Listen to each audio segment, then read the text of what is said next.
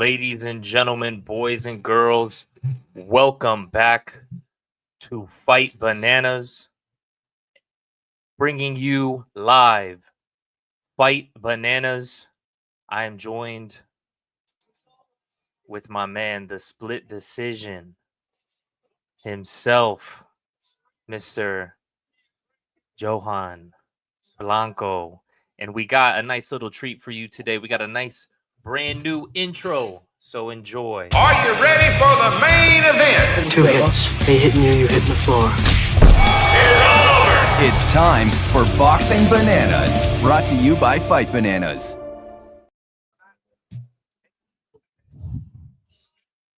How about that? Fire.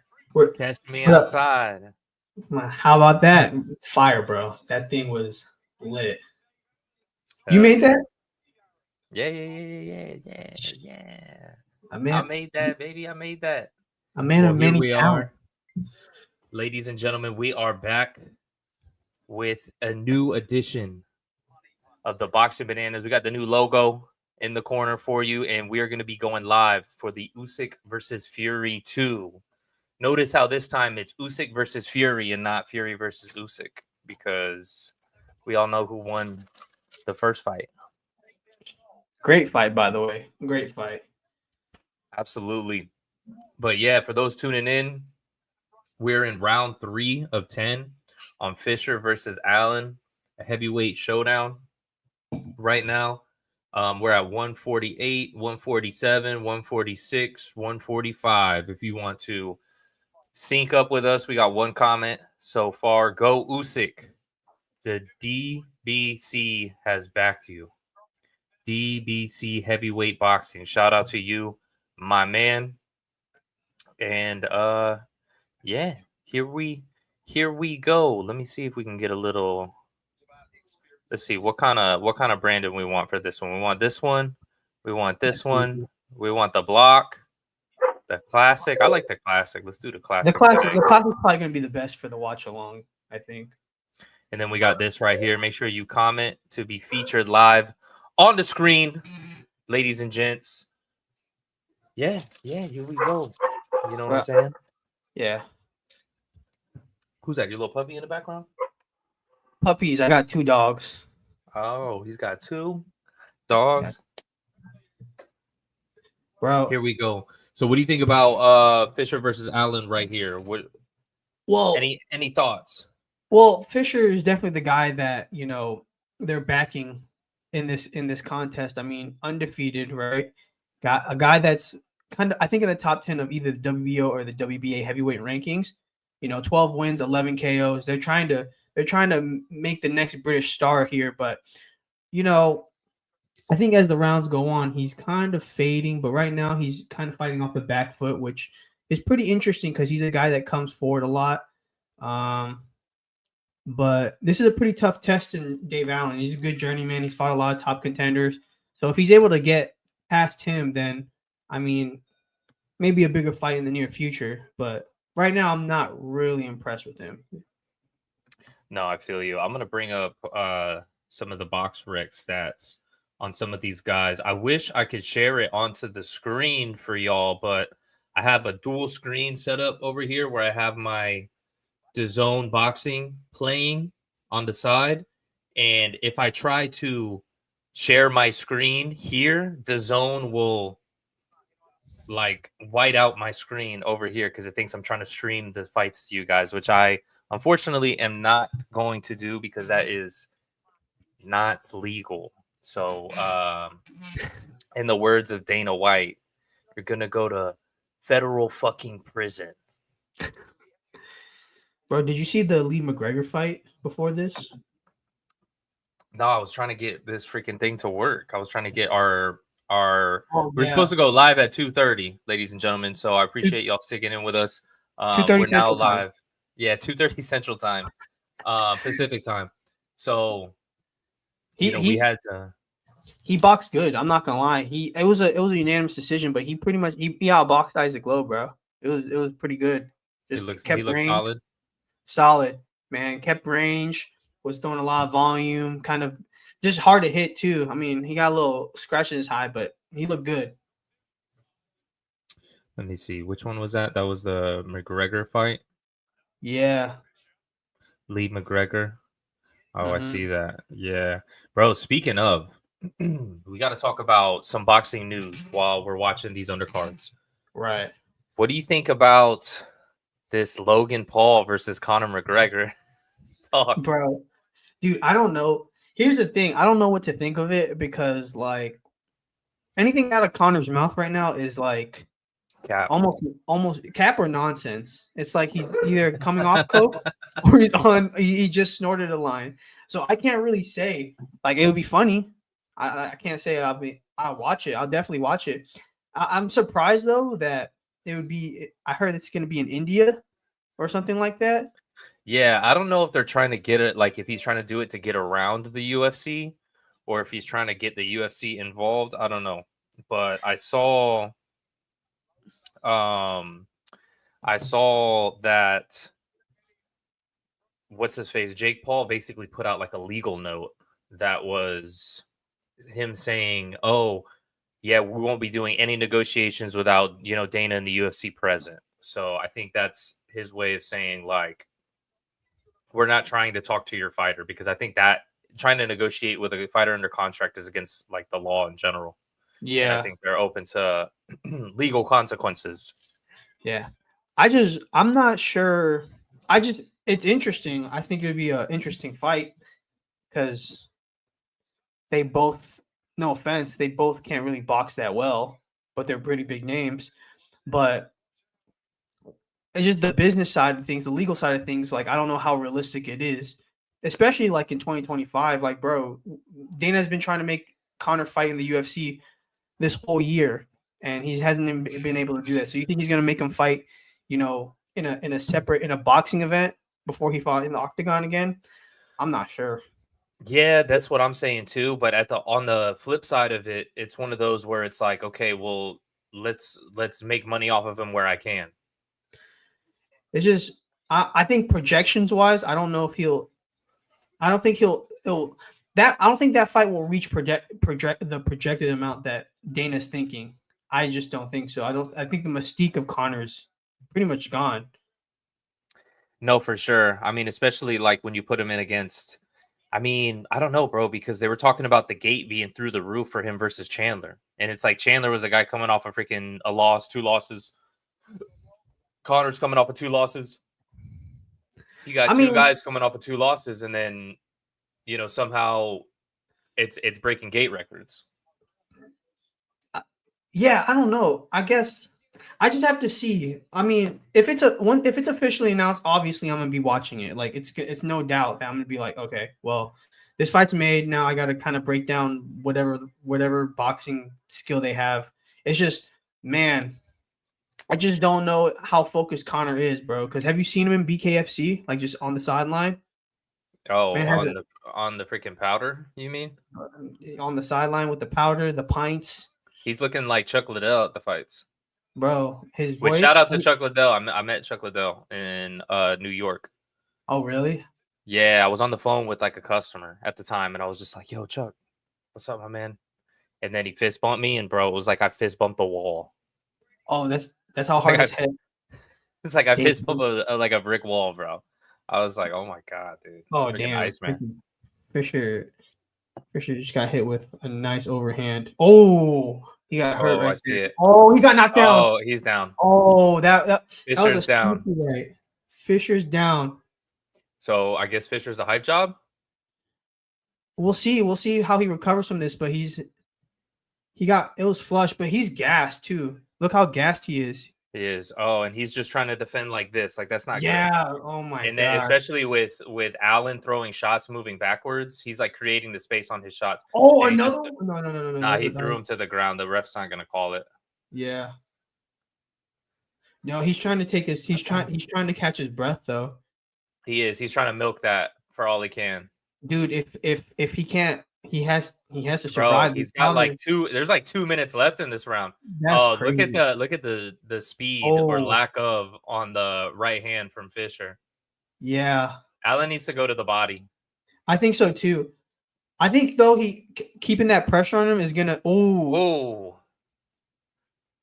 he just has Boom, constantly. there you go. You saw the way he pushed off the chest? Yeah, you Yeah, can't let Fisher's just gonna try to hold on for dear life. Come on, ref. Get in there. bro, but I like what Allen is doing, just constantly putting pressure on him. It's like There you it's go. making Fisher very frantic, bro. Yeah. Let's go, Allen. Allen's punched himself out a little bit too in this round, you could tell. Yeah. But he needs to capitalize. This is his chance. Let's see. The legs are looking wobbly from Fisher. Oh. Ooh. Fisher's starting to throw, but both of them are kind of gassed. 50 seconds Yeah. left in round 5. Damn, this ain't even halfway through the fight, bro. That's kind of crazy. Oh my god, bro! The fact that they're that gassed at the 5th round. Swinging. Mad Aussie, what time does it go live? The undercard's live right now. Main event ring walks are probably around 5:30 to 6 o'clock Eastern time. I don't know what that means for Aussie. I don't know if you're in the States or if you're down under. Yeah. He's hanging out with Okay. Fisher starting to Bindi. swing a little bit more. And now you see Allen initiating the clinch a little bit. Yeah. Come on, ref. Ooh. Oh, that was nice. Solid uppercut. Good tap at That the was a end. round. That was a really good round. It started to pick up after like the first minute of round 5. That was good though. Yeah. That Dude, was curious solid. question. Is there a concert before the main event in this card? Probably, bro. They're probably gonna have Cardi B shaking her ass or something. Dude, because what was it? What was the last one? Was it Jid that was on the Bro, Fury? they always have like they had, I don't know what they had for Fury Usyk, but I just remember the Fury and Ngannou one. It was like they had a whole sling of concerts beforehand, and we're sitting there like, bro, what are we doing here?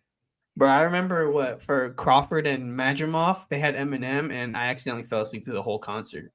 Oh yeah, bro. Speaking of Madrimov, so I think the co-main event we have Serhii. Is that how you say his name? Serhii Bohachuk Yeah. versus Ishmael Davis. Ishmael Davis is stepping in on short notice because he was Bohachuk was supposed to fight Madrimov, and then Madrimov signed to fight Ortiz. Yeah, Virgil Ortiz, I think, right? Virgil Ortiz, yeah, which I don't blame him. That's what, in February? Yeah. That card's gonna be stacked too, but we'll get to that. For the rematch, right? But we'll get to that. Yeah. Bertabiev and Bivol. Yeah, but what's it called? He at a point like a week ago, Madrimov had 2 box rec scheduled fights, and then he pulled out of this one.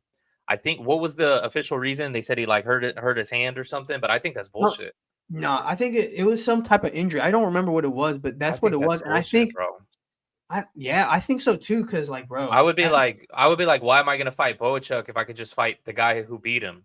Yeah, and then also it's like, all right, you're gonna schedule that fight. That fight would have been kind of crazy because that's a Russia versus Ukraine fight. Yeah, that would have been crazy. But I also, I think what the crazier thing was is just the turnaround from that fight from December to February, like that. Yeah. It's not like he's fighting like a tune-up in Bohachuk either. So, bro, like, Bohachuk, that was like, what was it, like a split decision? Yeah, something like that. It was a close fight. It was a very close fight, and he had Ortiz on the ground twice. Yeah. Let me see. No, it was a majority decision, and it was 1 round on Sutherland and Weisfeld scorecards for Virgil Ortiz. Yeah, actually, it was 2 rounds technically. I don't know what Eddie Hearn was thinking, like if he thought this was like a tune-up fight for the Virgil Ortiz card or something, but like having 2 tough fights in a span of 3 months, it's not realistic. One, because then because if he fights Bohachuk here, it's a tough fight. It's like he has to get back into camp all over again, like pretty much like the week after. Yeah, Bohachuk can crack too. So it's not like it's a walk in the park, tune-up fight. He's not fighting Rod Salka. Yeah. Because that's another time I remember like Danny Garcia had like 2 scheduled fights. like back to Yeah. back, and he had like Rod Salka as one of them, and then his world title organizations like didn't even want to sanction that. They're like, bro, this is like what they're like, what are we doing here? I remember that, bro. Everybody was pissed at that fight. Yeah, he fought the GOAT, Rod Salka. Shout out to Rod Salka. Shout out. But dude, I think Israel made the right decision just pulling out of this fight, honestly, like injury or Yeah, not. I don't blame him. I think the injury thing is bullshit, but I don't blame him for it. Yeah. And I think too, it's just like, bro, what fight's gonna make you more money? It's definitely the Ortiz fight. Yeah, and then that's the thing too. It's like, okay, so what does this fight do for me against Bohachuk? I'm gonna be fighting Ortiz either way. So, you know what I mean? And then this is one where we're gonna get to see, like, all right, how good is Madrimov? I mean, we saw it against T-Bud, but then if he goes in, like, that's not an easy fight for Ortiz.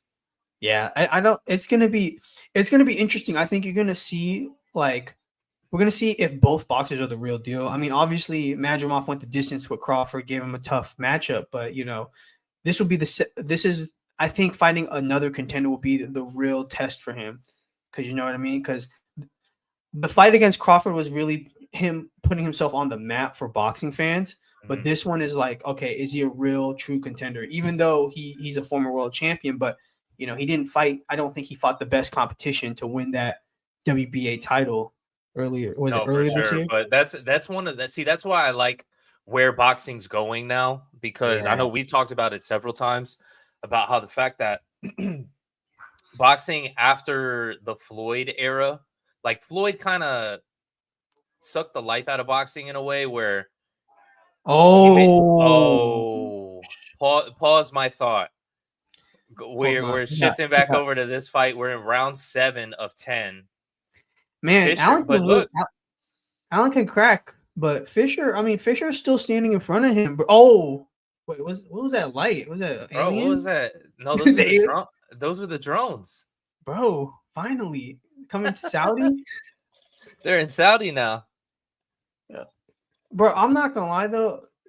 Fisher's got to get away from that Philly shell. Like, if you can't move that, I don't think he cannot do it, bro. I think his front arm is too tired to hold up. Damn. You know what I mean? It gets to the point where like you see how tired he is. You kind of have to go to a Philly shell because it's like just you can't hold your arm and play. Oh, it's like he can't keep. I see what because he can't keep it up. It's just so heavy now. Yeah, because I've done that several times to the point where I'm like, damn, my front arm is so tired. To the point where like you almost kind of have to go to a Philly shell because you can't. Oh, nice uppercut! That uppercut hook was nice. Yeah. The refs taking a close look, but Fisher's still there. Okay. Oh, good hook. Oh, Fisher's throwing now too. That was a good hook on the 1, 2, 3. Yeah. He caught him at the end of the punch too, which I mean that was good. The undercards still fight. Yes. We're on Fisher versus Allen. And there's a couple more after. Ooh. I think we have 2 more fights after this one before we get to the main event. So we're going to be on stream for a while, ladies and gentlemen. Get your snacks. I might have to Uber eat something, to be honest. Low key, I'm thinking about it now. I haven't eaten shit today. For real? I haven't eaten nothing, bro. Eating these fights. Yo, sidebar. Did you see the AEW with Big Boom AJ? Yeah, I did. Where the Rizzler was there, like as the timekeeper. Bro, I seen the Rizzler. Good body from Allen. Damn. That's what he needs to do, bro. He needs to go to the body when Fisher. Yeah. When Fisher is getting hurt like that, he just needs to rip the body, bro. Yeah. And then it's gonna set up those headshots because Allen is throwing the headshots upstairs. So just rip the body, drop those hands, and then boom, boom. That 6'3". It looks like Fisher though. Fisher is like kind of starting to become a little more inactive, kind of like not like tired, but he's like he's tired. Kind of like exploding in spurts though. Yeah. He's picking his shots. Yeah, he's picking his shots, exploding in spurts. Whereas, Allen's really just picking them apart, throwing whatever he can. Honestly, any openings. Bro, that uppercut hook, look right here, boom. Up, he Yeah, threw that's that. nice. He threw that from the States, Oh yeah, and then even right here, uppercut hook again. that He threw uppercut it in hook. the middle of the ring and against the ropes. That's solid. And then you see Fisher's like, damn. It's crazy because it seems like the tide is turning in this fight because it's like the first 4 rounds. It was definitely Fisher's fight in the first 4 rounds, and then that knockdown in the fifth. Definitely, I think it just changed the fight. Here we go. Oh, Oh, good counter right hand over the top that of was that nice. jab. That's why pay the price for a lazy jab, bro. Allen does need to be careful though, throwing that uppercut hook though, because he is kind of coming out of nowhere. And if he Yeah. doesn't, if he Look at does, the he has scorecard. to time it. Oh, they have it. Sergio Mora, bro. Sergio Mora's. Don't even get me started on That's the one thing about DAZN is I feel like their commentary team is weak. No offense to Mannix and Mora, but bro, they have the personality of like a beta fish. In the sense that, Mora used to fight, but now it's like you just put him by himself and he just kind of swims around. Bro. Still remember him from the Contender. Oh, back in the day. Yeah. Throwback. He had some good fights with Danny Manfredo? Jacobs. Oh yeah. He had Manfredo too. I can't So it's like I respect him as a fighter, but I just think on the mic, bro, I think he's boring. Yeah, he's a bit dry. I think both of them are like. I think they're both dry. I think that's what DAZN wants, just like some practice commentary. You need to get what's it called? The rock and roller in there. What's his face? Which one? Bipolar rock and roller. Damn, what's his name? Mauro Ranallo. Oh, with his alliteration. Yeah. And his metaphors. Deontay Wilder just sent Brazil all the way to Brazil. Bro, it's so funny. He's dropping Thor's hammer and Ragnaroking Severn's world. Yeah, I'm like, damn, bro, this guy. Ooh, good hook from Allen. It's a good heavyweight fight. Yeah, this is good. Besides the clinching. Yeah, I think that point is just because they're gassed. Both of them are gassed. They're definitely. It's definitely like they're throwing everything they got now, though. Mm-hmm. It's not like there's at least with Allen, it's not like he's setting up. He's like throwing just haymakers, just loading up on his shots. Yeah, where he can. He just tried to jump. Oh, that was a nice. Oh, good slip back. Oh, that was nice from Allen. Allen looked like Poetan in round 4. Oh. Against Roundtree? Yeah. The way he slipped back and boom. I think Allen's won since round 5. I think he's won every round. Every round. He's kind of has a wild tat. He's got no tats, but just has some lettering right here. Yeah, I wonder. Is that? I don't know what that is, honestly. Oh, here's my boy Jai.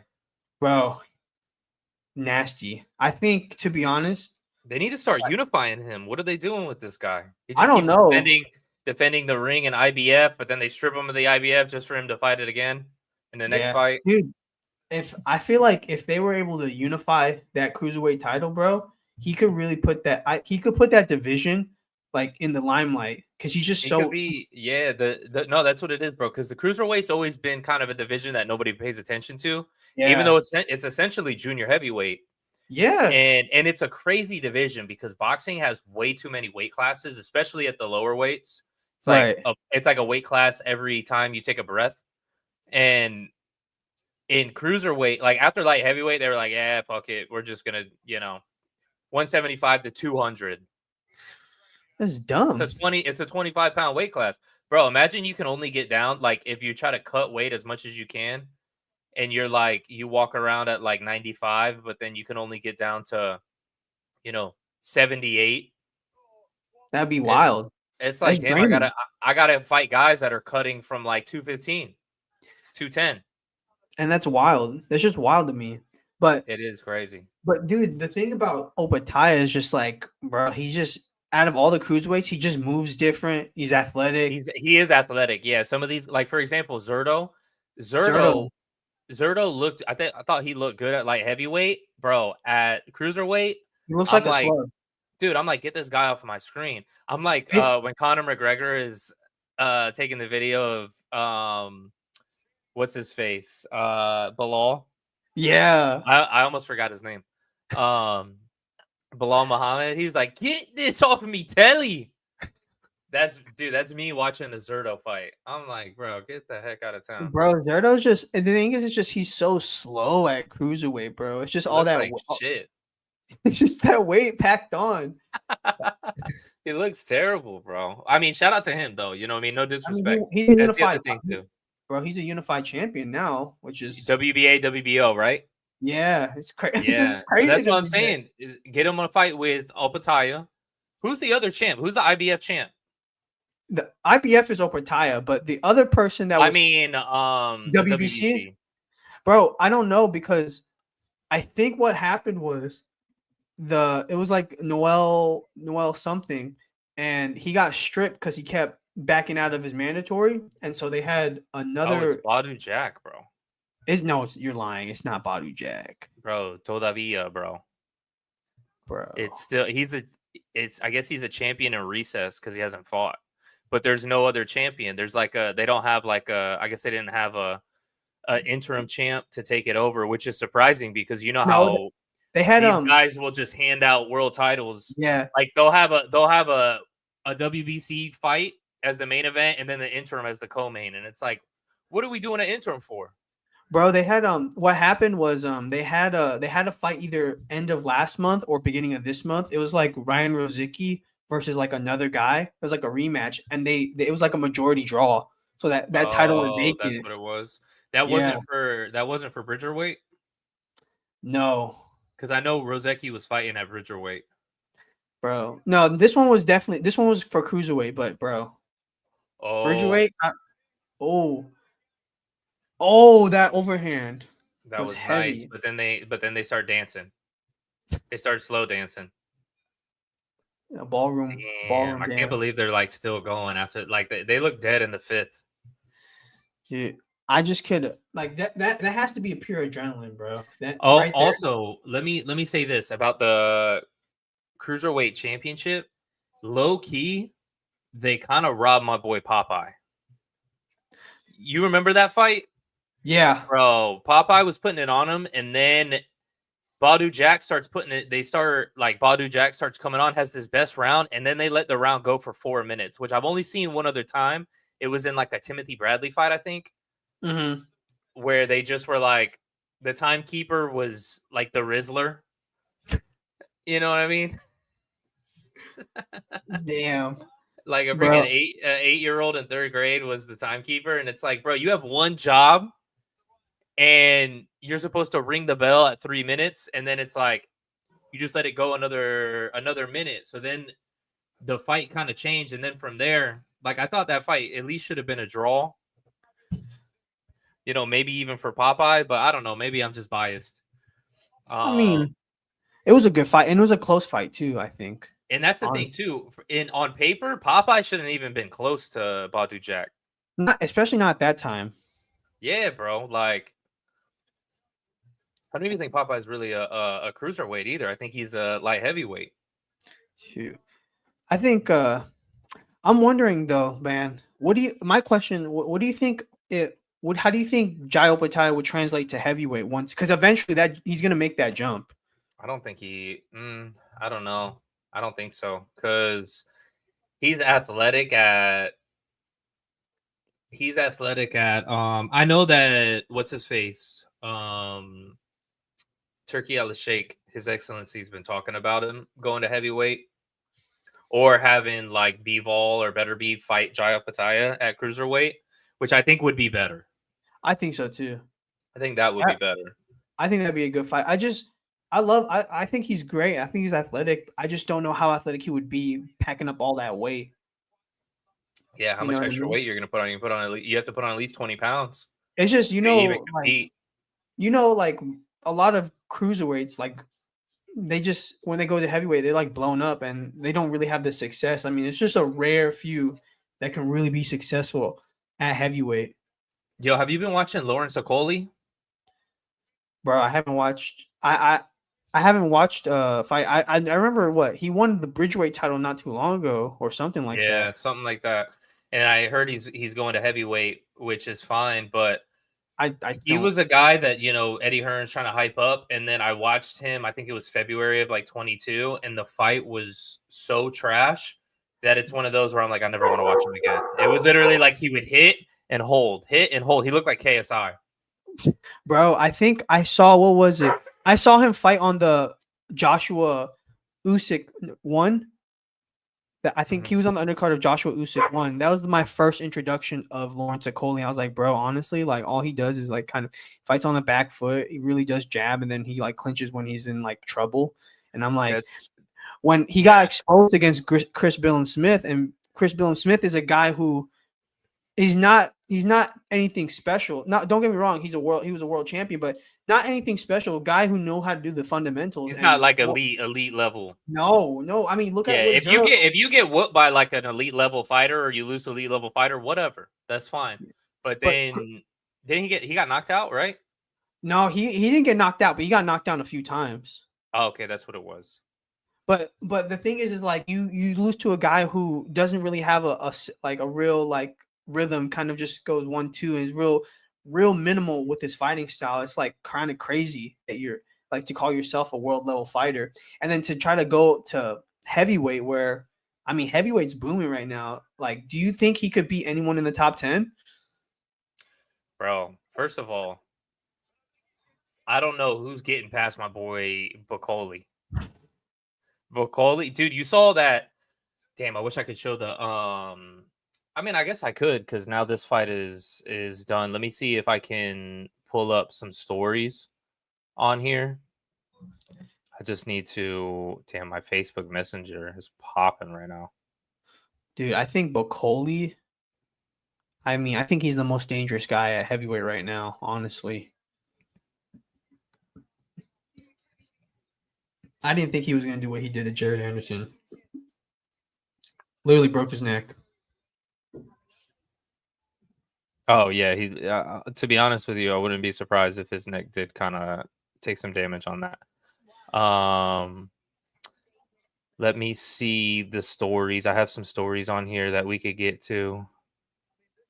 Hold on a second. I need to put my thing on do not disturb because right when I went live, I started getting a FaceTime and it goes into my laptop. Yeah. Oh, dang. And yeah, it messed up my StreamYard. So I probably was just sitting on here like this for like a couple seconds right when we went live. Because it like paused my screen at like the 7-second mark. Yeah. I was like, what the hell is going on? Dude, what do you think of they made the news with Bukoli and FA Jogba, That's what I'm pulling up right now. bro? Let me see. So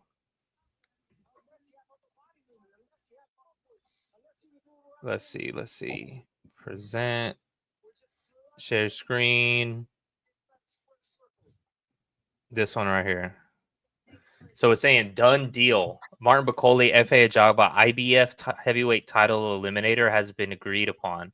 Top Ranks, Carl Maletti has said it will most likely be on the second Riyadh season card of 2025. What's the first one in February? I think that's the first one. So Yeah. they're probably doing another one for March or something, bro.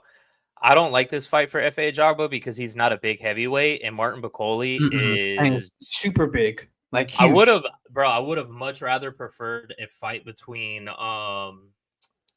Bang Caballero? Bang. Oh yeah, Nah, but I like Caballero versus Ajagba. yeah, Oh, hold on a second. We got the decision coming in. It's a split.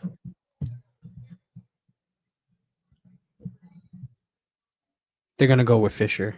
They're gonna rob Allen. Yeah, I think so. Oh, Allen.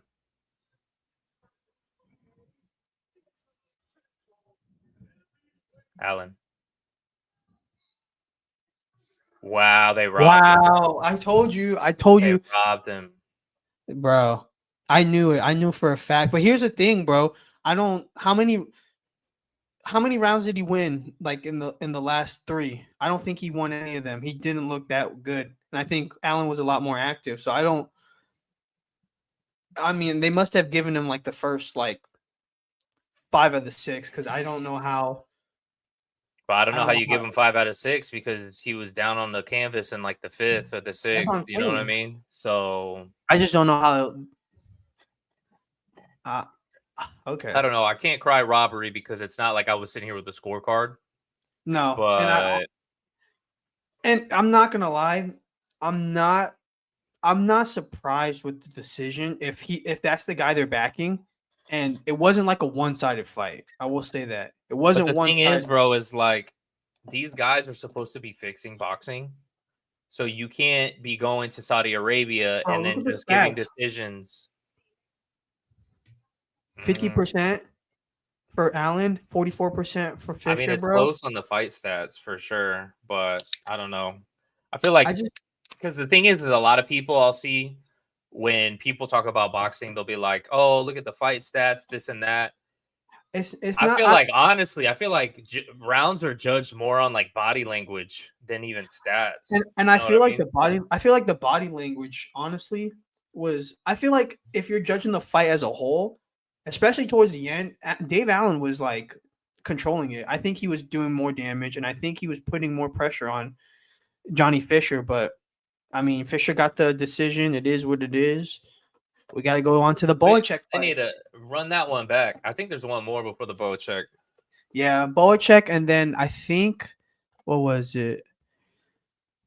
What was it? Fucking Itauma and McKean. McKean. Yeah. That should be an interesting one. It's But another what were we heavyweight talking fight. about? Let me check. Oh, we're talking about this right here. That's on the screen. Yeah. Ajaba versus Bacoli. Bro, that's the thing. You know what they talk about boxing is in a good space if the heavyweight division is in a good space. And I feel like the heavyweight division right now, bro, like, you know, I mean, Deontay is pretty much done, but you could still kind of throw him in there. Maybe Yeah. with I a mean, to be he's honest with you, still I a think big he should dude. go to Bridgerweight. That's what I was thinking. I was thinking the exact same thing because if they're trying to listen, if they're trying to make that like a legit like division, They need you they need a name. they need a name, and if he's Can't have Rivas going in there and nobody knows who that is. Or exactly, Rosecki. I think if you give him if you give him a fight and he wins the belt, I guarantee you all the sanctioning bodies are gonna have a Bridgerweight belt. Like Yeah. guaranteed. And we're gonna have a fucking never. Which I don't really care for Bridgerweight. I feel like it's an unnecessary weight class. That's like if what's it called? They were talking about if UFC made like super heavyweight compared to heavyweight and stuff like that. I'm like, bro, it's unnecessary. You Bro, know, I don't know. It is unnecessary. Or like I know they were like doing like they want to do people want to do 165 and I was like, what would you call that? Super lightweight? I don't think it's that necessary, honestly. it would have to be super lightweight. You'd have to move welterweight to 175. And then yeah, exactly. So and they were talking about doing a 195 super middleweight, you know, and it's like, bro, like those divisions are already kind of not weak, but they're not as They're stacked. thin. It's just Yeah, thin. yeah, they're thin. Exactly. It's just hard because here's the thing: it's harder to find fighters that big, and then find them at a high level is just hard. And you know what it is on the opposite side of the coin. That's the way I feel about the lower weight classes in boxing. Like I don't get as hyped for them, not because they're smaller guys. Because if you watch, you know, compare it to the UFC, you watch UFC like the flyweight division right now with what's his face, Cape just won over the weekend in Tampa. Pantoja's killing it. Like those fights are good. You know what I mean? So you know, it wasn't getting the attention it deserved when Mighty Mouse was just running through everybody. Yeah. But Moreno definitely. Oh, I guess it is the Bohachuk versus Davis fight next. Yeah. But when boxing, there's first of all, there's too many organizations and there's too many weight classes. So it gets to the point where if you look at just the pool of people, the percentage of people that are that size is a lot smaller. And then the percentage of people that are that size and then boxing is super small. And then the percentage of people that are, boxing that small, and then you're giving out belts between every 3 pounds. And then on top of that, there's 4 titles that you could fight of. That's where I'm like, bro, you might as well hand it, put on a pair of gloves and they're handing you a world title. Yeah. It's hard. And it's hard, like, because if you just condense a lot of those divisions, bro, imagine all the matchups that you would fucking have. Like, just imagine. Yeah. That's what I'm saying. I would say, every 5 pounds minimum. That'd be fine. Just 3 pounds is like, it's like almost like unnecessary.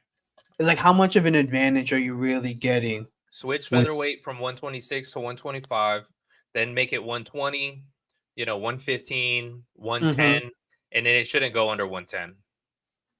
Like if you're weighing under 110, eat a hamburger, bro. You know what I'm saying? Literally, no offense to those guys, but eat some fries, eat a burger. What was it like? Was it Oscar Collazo? That's Golden Boy's boy. Like he's the unified strawweight champion. And what's that weight class? Freaking 10 strawweight, like minimum 105. Yeah, 105. That's what I was gonna say. 105. And then, bro, and that's my thing. They have 105, and then they have 108, and then it jumps up to 112. So it's like 4 pounds. Oh my god. And then it goes back to 3 at 115, and then 118, and then what? 122. Another 4 pounds. It's like, who's making this? Yeah. Hey, quick question. So with Ishmael Davis, obviously he's coming off he's coming in short notice against Serhii Bohachuk. A tough matchup, but what do you think of his chances in this fight? Because he's coming off a loss against Josh Kelly, which was a close fight, but it's a loss in and of itself. Yeah, majority decision. And that was a couple on months the ago. Bro, Joshua and Dubois card. Yeah. And then I mean, Bohachuk just fought the month before in August. So I mean, they're both, it's not like they've had the time off or anything.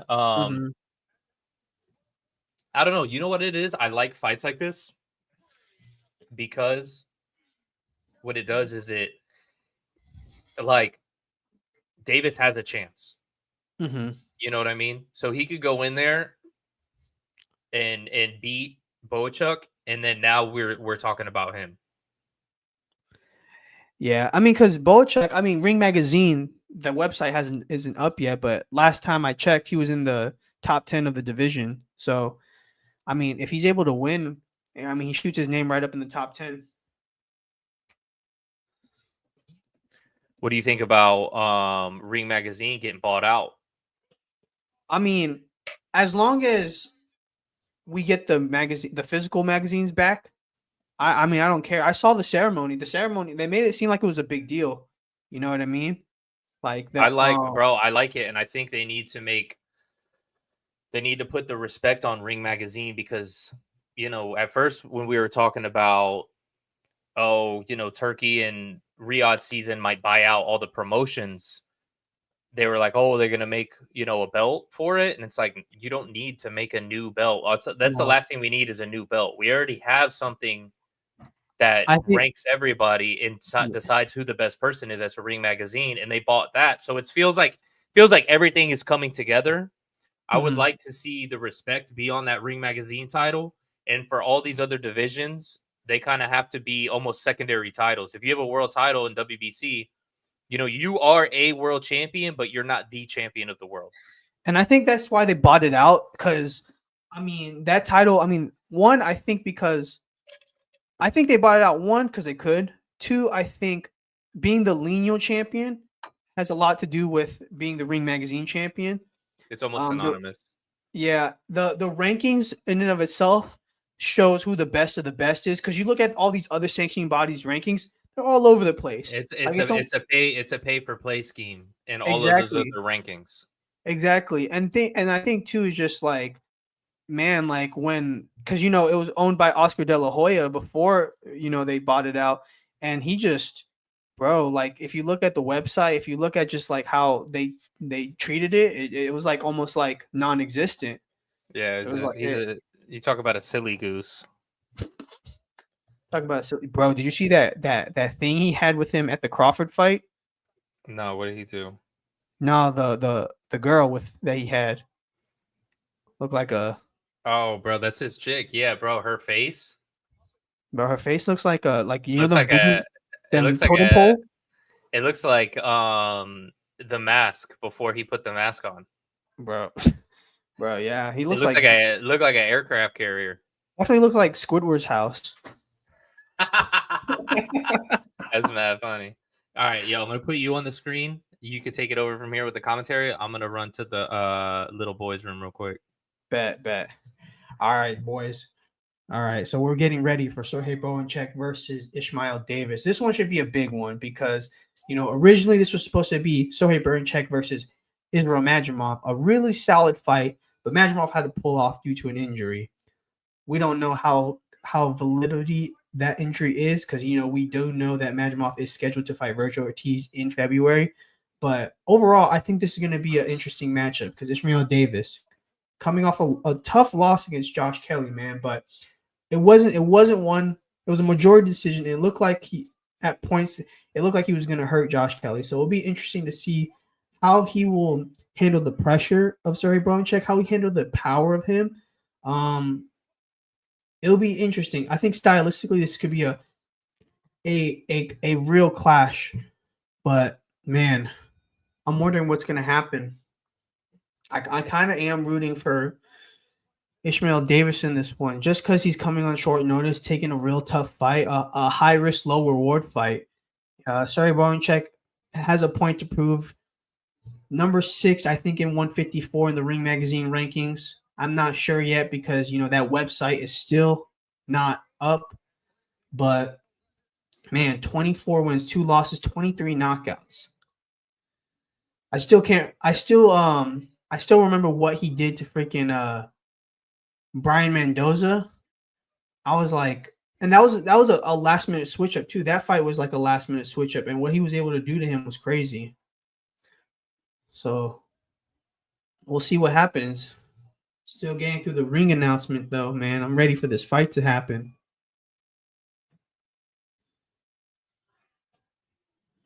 All right, they're walking up.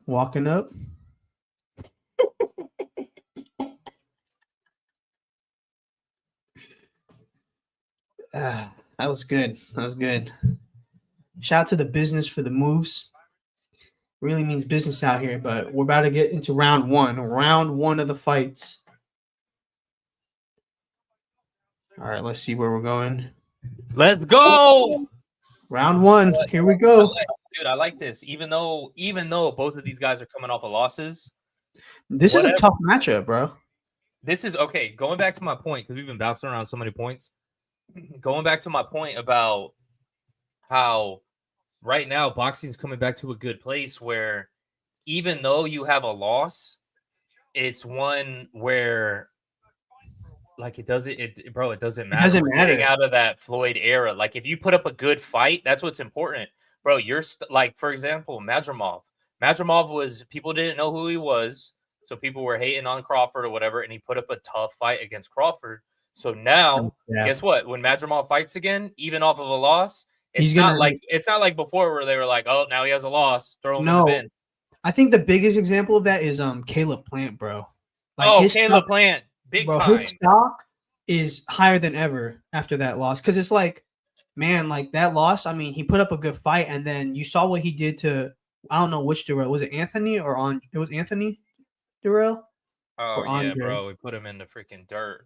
Put him in the shadow realm, and then put him in the dirt, and then he had a good tough fight against Benavidez, which I felt like that even still raises stock because he didn't go down. He got beat up towards the end. Damn, Davis is looking good starting off. He threw some good body shots earlier. He's switching. That's interesting. I like that, bro. I like that. I don't like when because a lot of times boxing, a lot of old school boxing trainers will be like, "Oh, good right hand over the top." Ooh. A lot of old school boxing coaches will tell you like, "Oh, don't switch. Your defense will be compromised." It's like, nah, train them both. The hell are you doing, bro? You got mixed martial artists that are training everything, and you're telling me that you can't just train both You southpaw can't train to be a switch hitter. Yeah, bro, dude, look at one of my favorite fighters is Marvelous Marvin Hagler, and he was one of the best switch hitters. And the thing is, too, if you can be fluid with the switch and shift into your punches, kind of like Triple G would shift into punches. You wouldn't really see him fight southpaw, but you would see him throw shift hits, and that's where you can get if you could set people up, dude. Some of the stuff that I would do in sparring was like I would throw like I'll get somebody against the ropes. Throw like a fake 1-2, but instead of a 1-2, I would throw like a 1 shift 1 and shift off to the side where they're kind of like, all right, what's going on? Yeah. And then now I'm off center line, and I would just put all my weight into because now my left hook to the body is now coming from the backhand where I could get more leverage on it, and I would boom drive that into the body. You know what I'm saying? So you can like I would use it as like a distraction. 1 shift 1. And then boom to the body. Now I'm off the center line. Like you could use it in ways. I will say though, Bohachuk is throwing a lot more when Davis goes southpaw than he is at orthodox. Not sure if that's just because of the angle, but I don't know. We'll see, man. But I think Davis took round 1. I mean, he landed that overhand right was nice, and he was just a little more active, a little more accurate. Bohachuk looked like he was still trying to fill him out, but good round. Good round for Davis, 100%. Let me see. Score.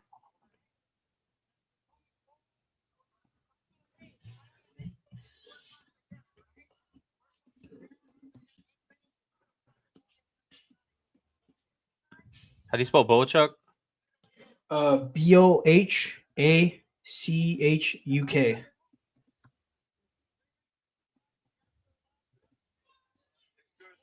That was a nice overhand.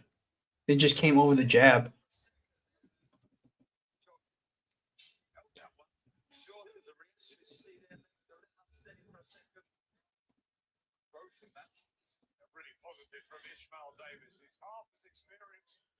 We're round 2 now.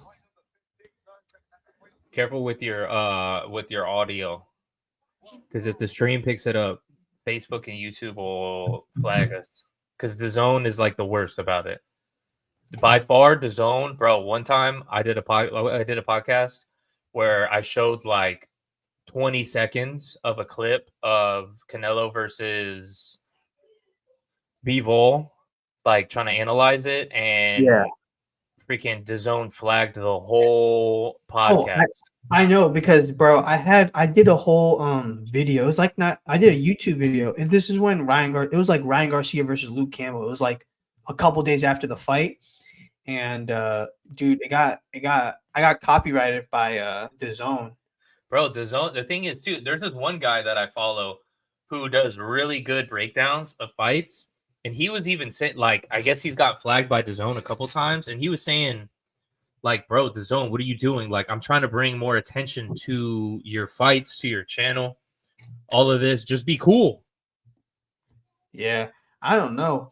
But yeah, no, and it was crazy because like I only had like 47 subscribers. So I was like, bro, what am I making? I'm not even making any money off of this, bro. I'm just trying to.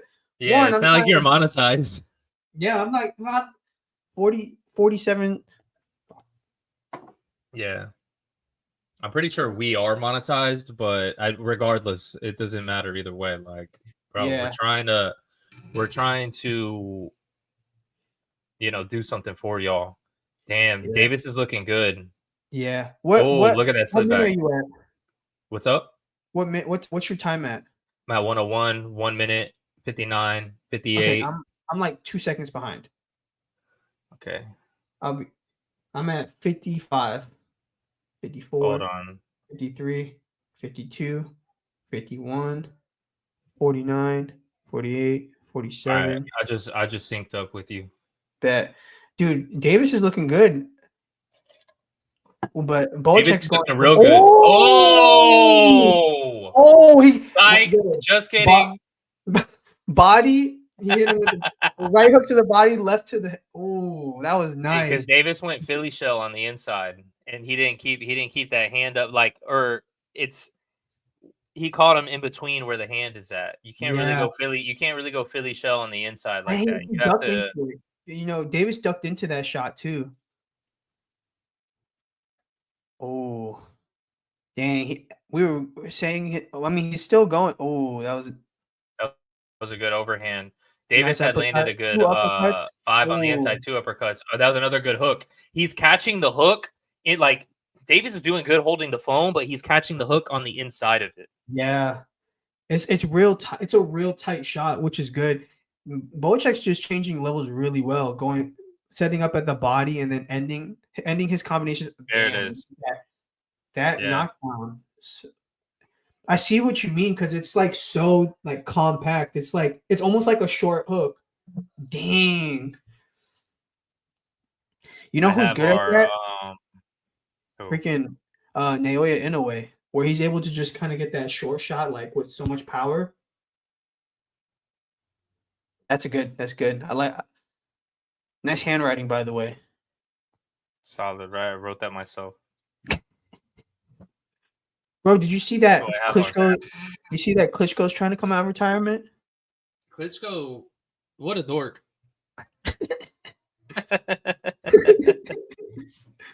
Bro, he's gonna get whooped, and he's over here with freaking Lennox Lewis.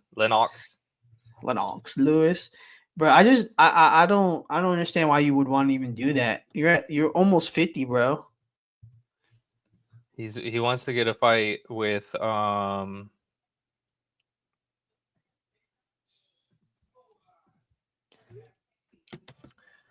yeah, I think he wants to fight with Usyk just to get a paycheck. Which I think would be fine. Whatever. Like, let's say he wins this comeback fight, and then they just throw him in a fight with Usyk, and Usyk just let's say Usyk wins tonight, and Klitschko wins. All right, throw him in with Usyk, and Usyk can do that as a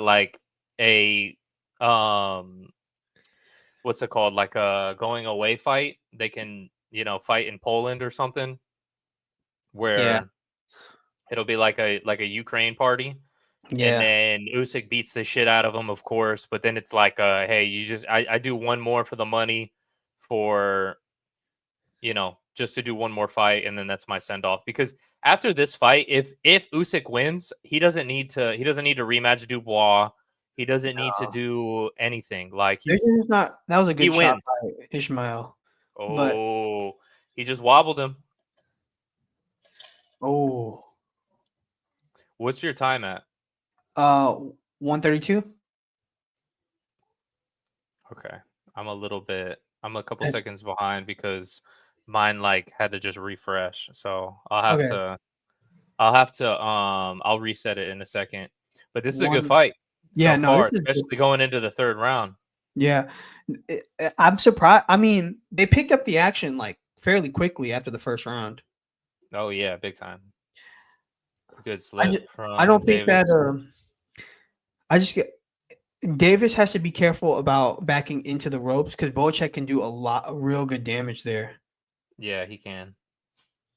And then even right there, he was backing away and Bohachuk threw, but he was just far enough. But I mean, that's round 3. Round 6, 7, you might be at the end of that. It's harder to kind of get fully escape. out of the way. Yeah. Your legs start to get heavier. Oh, nice short shots. Oh, that's a nice short shots. Oh, that's another hook. That same hook. Davis needs to get off the ropes. You're right, bro. That's what I'm saying. It's just it's. Oh, there we go. Davis has good uppercuts from both the front hand and the backhand. Yeah, which is I realize it's surprisingly really hard to do. To have the front uppercut. Yeah. Practice it on the double end. You just kind of have to shift your body over just slightly, and then you can get off like this. Pause, and then you can do that. All right, hold on. Oh, there's Ngannou. Shoot, I think him and Wilder would be a good fight. I guess. As I in money. guess. As in money. Yeah, as in money. Yeah, you might as well. I mean, he just won the PFL belt, so I don't think there's no need for him to ever fight in MMA again unless somehow Saudi Arabia can make a fight with him versus John Jones. But I think the John Jones fight to make is versus Aspinall.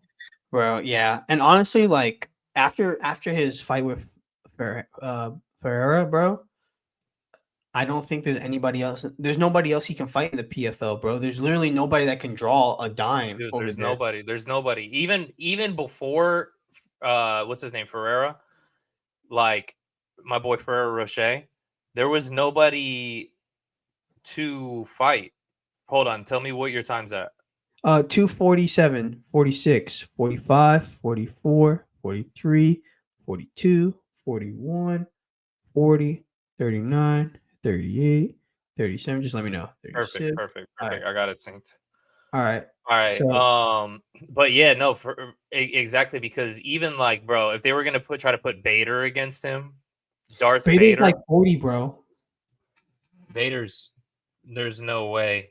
That would be Francis would just have to take the same lines as DC and go, give me the easiest fight in the division. I want Ryan Bader. Damn, that was a good shot from Bohachuk. Damn. But no, the Ferreira fight was at least interesting because it's like, damn, this guy's even bigger than Ngannou. He's younger. He's got serious power. Bro, but then that fight, hold on. Good. Bohachuk has really good movement. Like, he just the pressure. It's like his forward pressure is making Ishmael hesitate a little bit, but then he's also kind of feinting a lot. But hook to the body. Mm-hmm. And then Davis is trying to bring him in to fight on the inside, but it's like, I don't know if there's a little bit of steam. Ishmael's losing a little bit of steam off his punches. Whereas Bohachuk is still a little more sharper. Man, it's just like you could look at like his movement is like just constant activity right now. As Ishmael is now trying to like kind of create space. Is Bohachuk cut on the top of his head? Oh, that was a nice nice straight left. But it didn't. I mean, it landed flush, but it didn't pack him up an inch.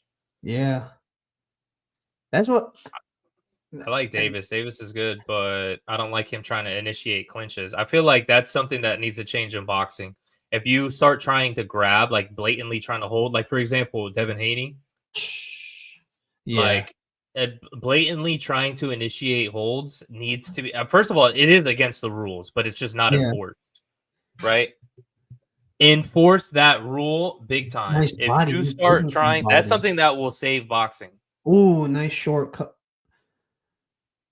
Bohachuk is doing such good body work. Is Davis a southpaw or is he orthodox? I think he's orthodox. Because he's trying to fight on the inside in southpaw, and it's not really working for him. Damn. There's a Bohachuk round right there, I think. Definitely a Bohachuk round. Which round was that? Was that 3 or 4? 4. 4. The last round was Bohachuk's too, right? Yeah. There's Tyson. Dude, what do you think about Tyson Fury like this whole week? This whole fight week, bro? To be honest with you, I haven't even watched it. Dude, he's been kind of like he's been like stoic. Like he's been really short to the point with his interviews. Not really talking as much trash as he usually does. Well, yeah, because he got whooped. You think he's locked in? He could either be locked in or he could be scared. I don't know. It goes either way because like I could say he's locked in right now and then he loses and I'm like, yeah, he was just terrified. He was shitting himself. To be honest with you, I thought the ref saved him in that fight, that first fight. Oh, in the ninth round. Mm-hmm. Yeah, I thought the ref saved him because I think that shot, like, because he's been hit with like he's hit with like crazy stuff like with Deontay Wilder, but I think that shot, has probably done the most damage to him, like out of all the shots he's taken that where he was hurt. that shot right there. I don't know what it was, the timing of it or something, but he just Yeah. so nasty. Yo, but while we're watching this fight, which is a banger, bro, the biggest L of 2024 is Devin Haney, bro. Devin Haney's the biggest loser of all time. Bro, The I biggest mean, loser of all time. And you know what? So he's trying to do the suing and all of that. So yeah, you know who Jeff Novinsky is? yeah, of course, The Golden Snitch. yeah, So I met him in Vegas, or not Vegas, in New York. I met him, bro, at the hotel. I was getting coffee. And I went yeah. over to, and That I looked at it impact, and right? I was like, that's for sure Jeff Novinsky, right? So then we were getting like we were putting like sugar and like creamer in our coffees at the same time. And it's like 9 a.m., right? At the hotel. Mhm. And I just looked over and I was like, oh, I was like, are you Jeff? He's like, oh yeah. I was like, oh, hey, nice to meet you, blah, blah, blah. And I went straight to the point. I go, hey, do you think Ryan Garcia cheated? He goes, nope, I know he didn't. And he went straight up full. He instantly turned into nerd mode, which I fully appreciated. Yeah, He went straight into nerd mode and goes, nope, I talked to the lab. I talked to the scientists that analyzed it, this and that. I know that it was for sure 100% a tainted supplement, especially the Austrian that they found. That's not even and he was just going down the thing. And I said, yeah, bro, that's what I thought. Because the thing about in UFC, like in UFC with USADA and drug free sport, it's like that happens all the time where there's a tainted supplement, and yeah. it's kind of common to the point where they don't even release it now until they Mhm, figure out whether it was or not. In boxing, it doesn't really happen as much, and I feel like it's because they don't test as much. mhm. So when it happens, all the people that analyze boxing that don't know shit about boxing, but just have a microphone like us, Yeah. This is they ooh, nice shots by Bohachuk. This ins oh check there it. this is just round 5 is just constant inside fighting right now. I Yeah, like it. right in the middle. They're in a phone booth. It's a good slip. I need But Davis. Ishmael needs to hit the like land to the body though. He needs to throw to the body because right now most of his success is just coming from the uppercuts. He's not getting any success from the hook because Bohachuk has a high guard on the mhm. inside. He needs to just start cracking the body. He just threw to the body, but that wasn't like a ripping shot. It was just like a Mm-mm. touch to the body with the left hand from the south. But look, I mean, Bohachuk is just doing more damage. It's because he's already established his body work already. So You the give that guard is round to still, Bohachuk? um yeah, I would give it to him. Especially he ended the round stronger. But like But even if you look on the inside, bro, his Ishmael's guard's like lower now. It's just because dude, he what the can't, hell? Jason Statham's there next to Turkey Al-Sheikh. bro. That's funny. There's the IBF champ. Daniel Dubois, man, who's he And then fighting next? Oh, Joseph Parker. Joseph Parker. oh, that's deserved, I feel like. That's gonna be a good fight, I think. And then here we are with our unofficial scorecard right here. Pretty We good. Pretty got good, 49 to 45 going into round 6. bro. So Um what were we saying about the Nowitzki thing again? My bad. No, you're good. Basically, I was telling him, like, yeah, I feel like in boxing, like, they don't know what a tainted supplement is. So there's 1 billionth of a gram of ostarine in a system of something that doesn't even, like, you would have to take an absolute shit ton of for it to even help you at all. And the boxing people are like, he's a cheater and this and that, blah, blah, Yeah. blah. And then Devin Looks Haney's like dad, Sergio Mora has our same scorecard. yeah, I yeah. don't know how I feel about that, but I know. Maybe I should switch it up now. just switch the whole numbers. Yeah, switch all the numbers. But yeah, You so basically my point is Jeff Novinsky came out and which is probably one of the smartest minds in drug testing, saying I yeah, talked to and we went to the elevator, we were chatting on the elevator about it. that's crazy. And then I saw him later, basically like right before the fight, and I was like, "Oh, Jeff, looking sharp," you know. And then his boy was like, "Oh, what's going on?" Blah blah blah. And I talked to him again real quick, but it wasn't about that. But yeah, so basically, Yeah. we're best friends. We're boys. You dude. But you want to know what's crazy? It's just if Devin Haney just took that loss and just brushed it past, like just rebuilt, like we wouldn't even be as critical of him. But he did that whole parade once the drug test came out. He was like, man, he just cheated. You're fighting for our lives here. That could be It's his dangerous. dad, bro. He doesn't know how to be his own man. That's his issue. He's a little. He's still a kid. He's like what? How old is he? 25, 26, Something, yeah, 24. 24. He's 24 years old and doesn't know how to be his own man. He's got his And daddy. and you're suing for assault, bro, in a boxing match, a sanctioned boxing match, bro. And It's the, like, the issue is too is that when you bring it into the courts like that, you might actually bring out more than you want to. So they're gonna have to go in like Devin or Ryan is gonna be able to actually plead his case, show everything, and they're gonna show like, okay, this was a tainted supplement. This was, not what they're saying it was, and it's gonna make him yeah, look even worse. yeah. I would have just, even if with the drug test, man, I would have just kind of like let it be, man. He's just doing too much. He's just like overkilling it at this point. The other thing too is that he had the opportunity to defend the WBC title against Sandor um, Martin. Sandor Martin, but he didn't want to. He was like, "Oh, I'm retired." He pulled a Gronk by Yeah, saying, "I'm retired," so they put him in recess. And other but Bohachuk, man. because the what's it called? Because the what's it called? The purse bid came back horrible. Like the market adjusted to what Devin Haney's worth. Devin Yeah, Haney was an he got all mad. overpriced fighter. Everyone always said he was an overpriced fighter. And the only thing that was he was able to hold on to, there's better beef. The only thing that he was able to hold on to is that he had an undefeated record. But now they Oh, they gave him his called it. undefeated record. Wow. Wow. I might need to. You might need to fast forward again. But they called it. I think. Was it? You think the corner called it, or what was it? Because I turned off my audio, bro. The corner called it. Yeah, You got to put in like a, what do you watch on your phone? yeah. I'm watching on my phone. You don't have AirPods? Stand by. I'm Put gonna. it, just put like one AirPod in. Yeah, I'm about to do that real quick. Let's see. That's the way to do it. Shoot. All right, I'm about to get my AirPod quick. Your first time watching a fight, bro?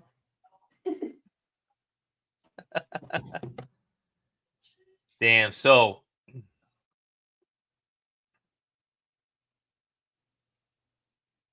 Bohachuk with the stoppage, with the corner retirement after 6 rounds, which is crazy, to be honest.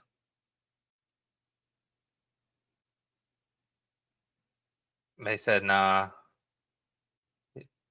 I guess he was hitting too hard. I don't know. He was catching him in between shots, but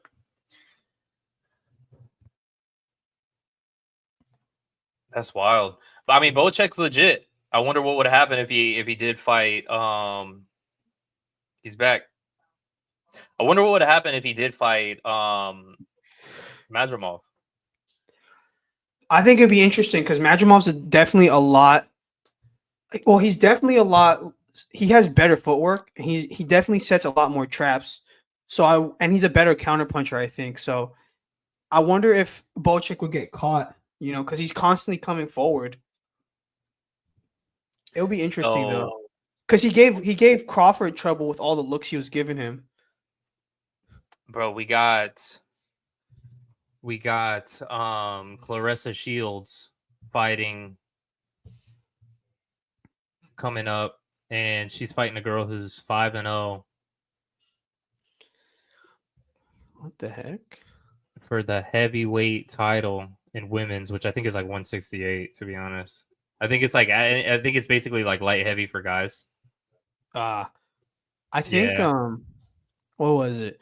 Well, she won the what was it, the unified heavyweight titles in her last fight. But that fight was like no, she won the WBC WBC and WBO. No, it was the WBO World Light Heavy, Ah, which is weird.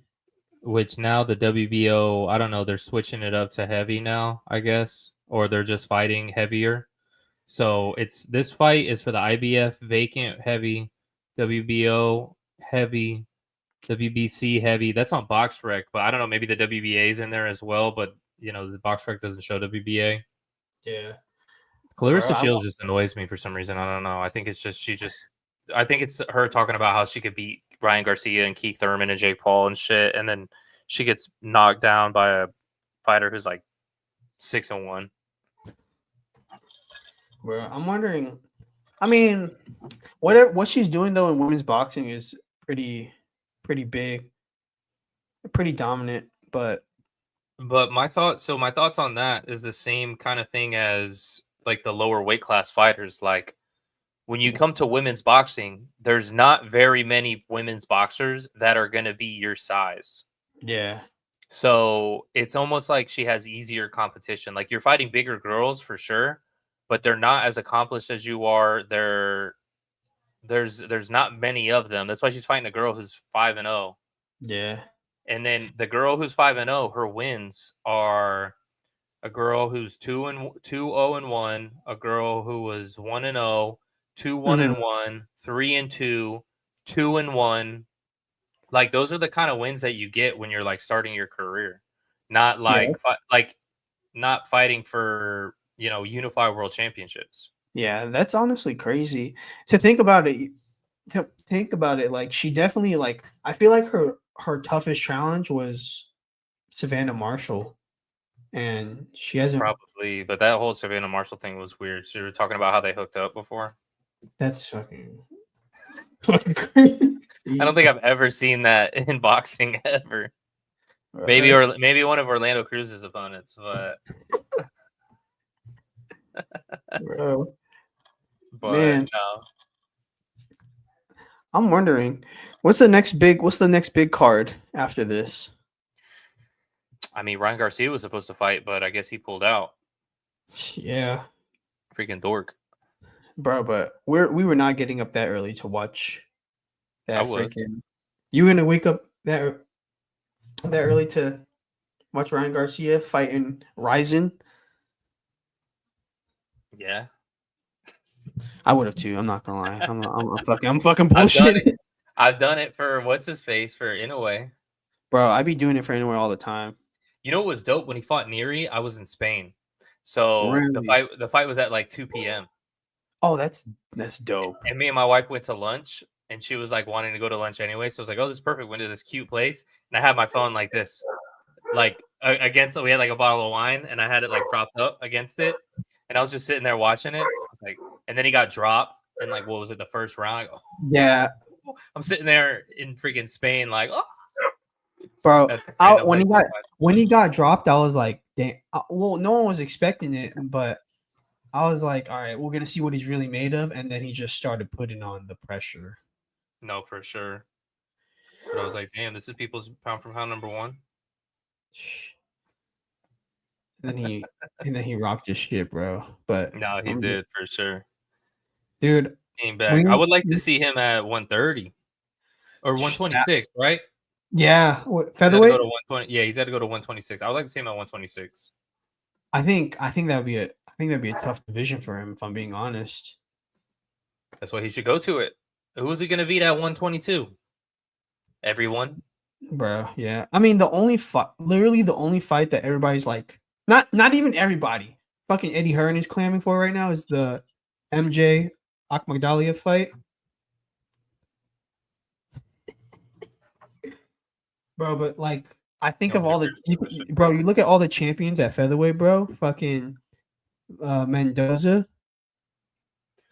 Long, Angelo Leo, killer. He just knocked out Lopez, almost freaking killed that man. Who else is a champion there? Freaking Figueroa is a champion now. Brandon Figueroa. Yeah. Damn. Oh, he's fighting Fulton on the undercard of Benavidez Morel. Oh, they're rematching?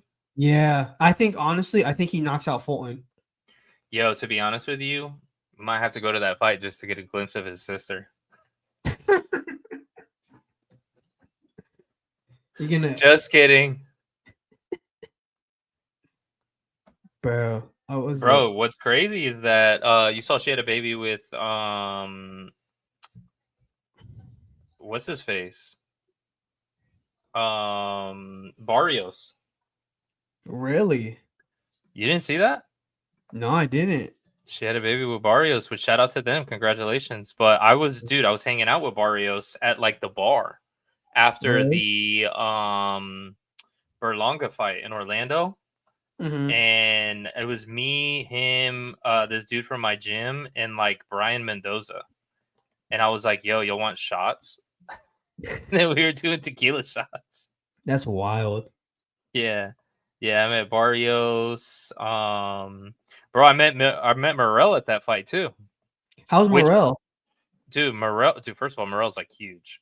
Yeah, He doesn't look like he should be making 168, which I guess he's not anymore. But what was I gonna say? It was messed up because they were talking about like, dude, this guy Berlanga beats like some guy that nobody's heard of from Ireland. They had to like import him in, and then they're talking about him being the mandatory for the WBA. When Morel is there with the WBA regular title, which is like essentially the interim title, you know? Yeah. Just with different words. And so I went up to Morel and I told him, I was like, yo, you're the real mandatory, bro. And then right afterwards, I went to my one boy who was on like the podcast I used to do. And I'd seen him there, and he was like, I told him, I was like, yeah, I just saw Morel. I told him he was the real mandatory, and he goes, yo, I don't know if he speaks English, bro.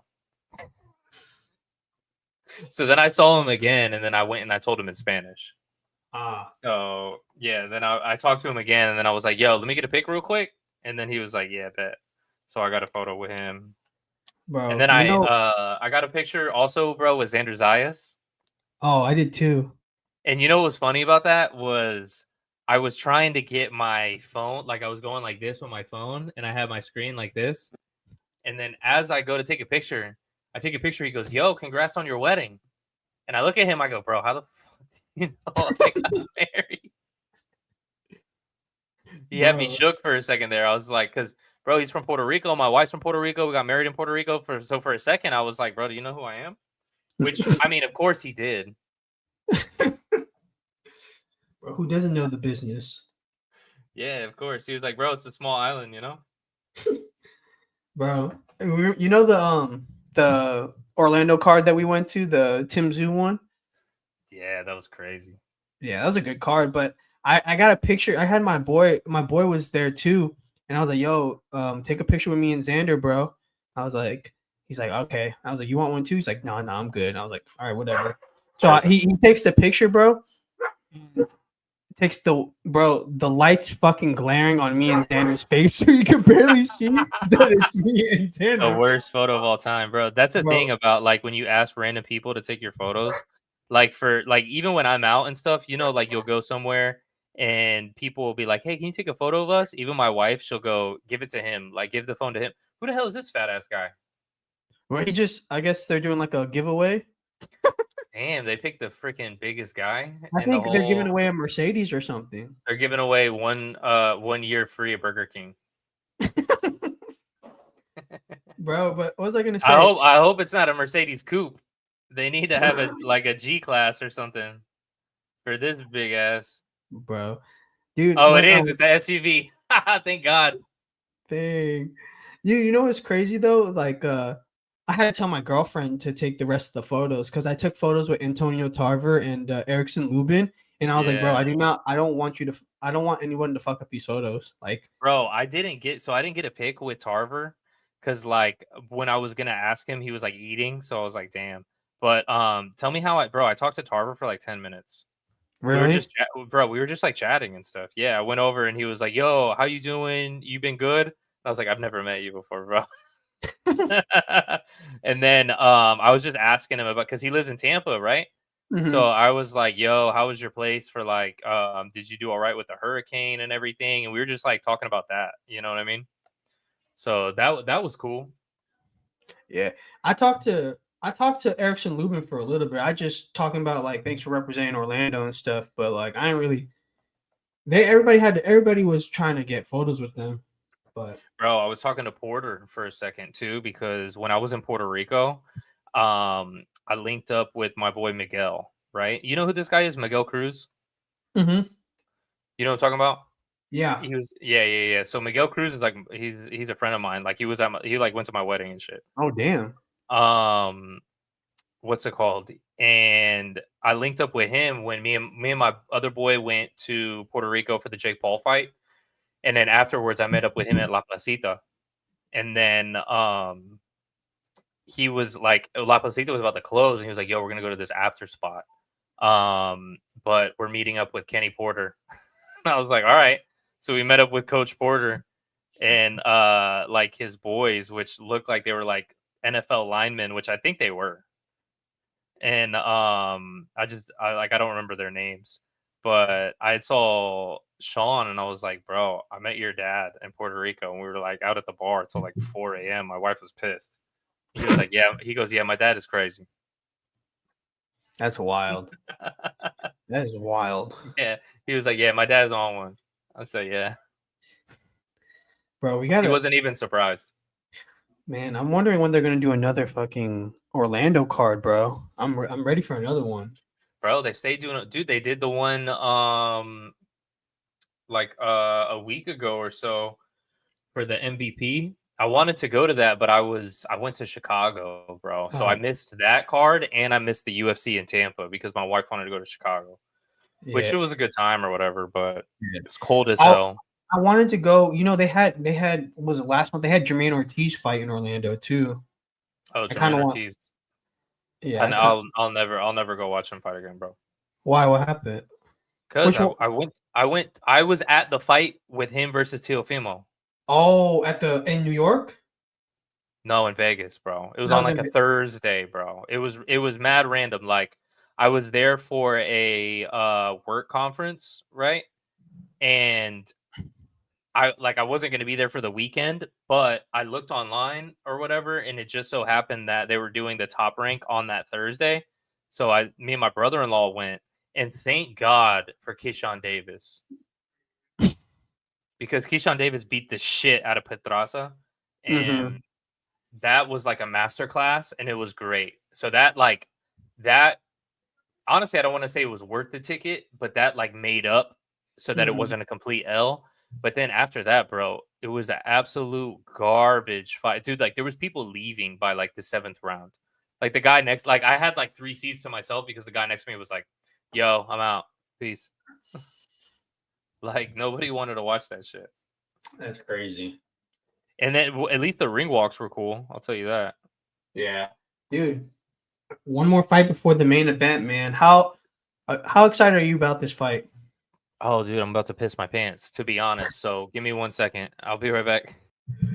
All right, guys. We got one more fight before the main event, bro. One more fight. This right here, this unified heavyweight championship fight. I don't know if I'm more excited about this than the original fight, but I think that we're going to get a lot of questions answered. I'm wondering what strategy Tyson Fury will implement in this fight. It's going to be interesting, man. I don't know what will happen. I mean, Tyson Fury, I don't know if he looked a little shook, but he was very stoic, very, very focused, kind of tunnel vision during fight week, man. Very short with his answers, very, very, very dry with his demeanor. I mean, Thursday they had him and Usyk had a 10-minute stare down. They're really focused, and I'm actually really interested. I actually don't think this goes 12 rounds. This fight, Usyk Fury 2 doesn't go 12 rounds. I think 9th or 10th might be the decider round. But listen, we're in the co-main event, heavyweight division. Moses Itauma versus Demsey McKean.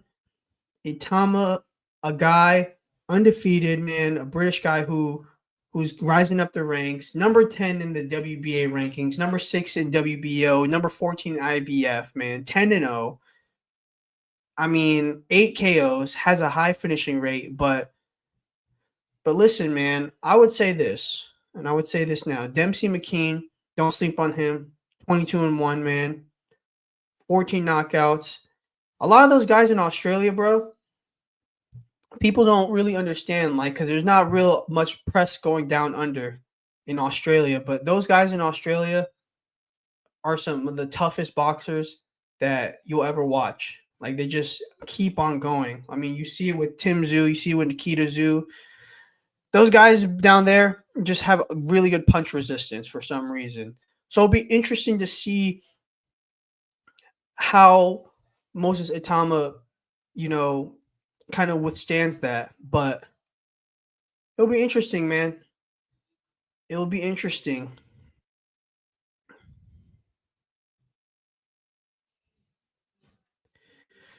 I'm wondering if,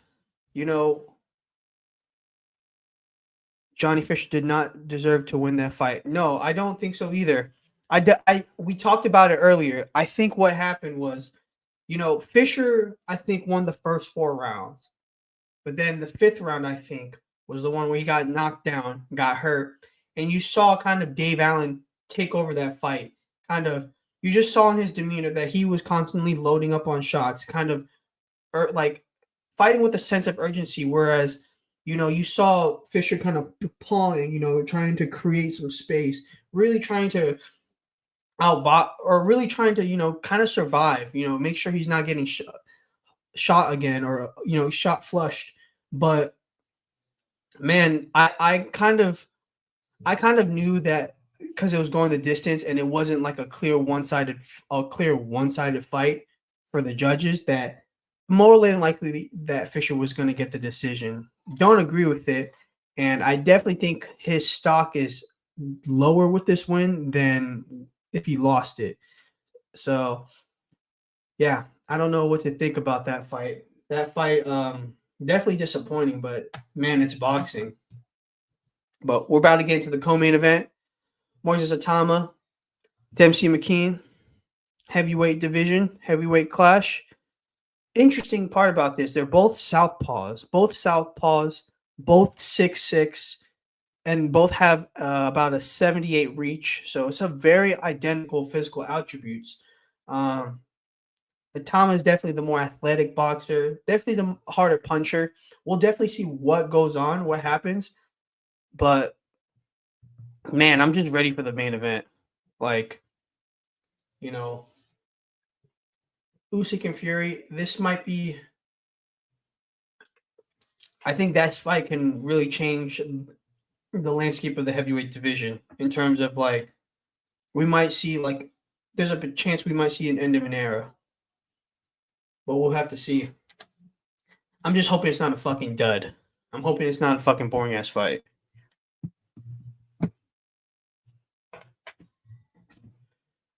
All right. Which one? This one? This one, yeah. No. Fury and Usyk. I'm hoping it's not a boring fight. I don't think so, bro. I think they're coming for blood. I said that it might not go. It's not going to go 12 rounds.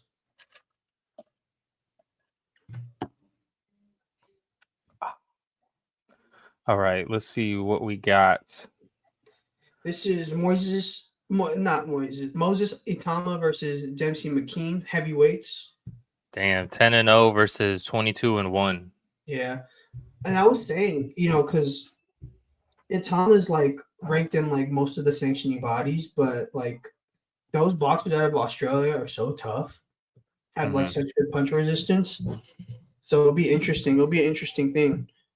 How far are you ahead? Because my stream was like lagging a little bit. Oh, it lagged. I'm at the point where they're showing what's his face, Itauma.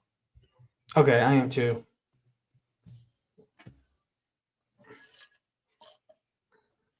Is this for like a British title or something? This is for the Intercontinental. No. Intercontinental Heavy. WBO. Okay. And then there was another WBC Intercontinental Heavy on this card. Was that the And then the Johnny Fisher was in. I think that was for the WBA. bro? They're just again, like we said, they're just giving out belts. That's what I'm saying. There's so many belts all over the place. Are you at the face-off right now? Mm-hmm. Okay. We'll time it out in a second once it starts. Yeah. Let me see. Let me get this. Dude, they said they're both 6'6", bro. There's no fucking way. Yeah.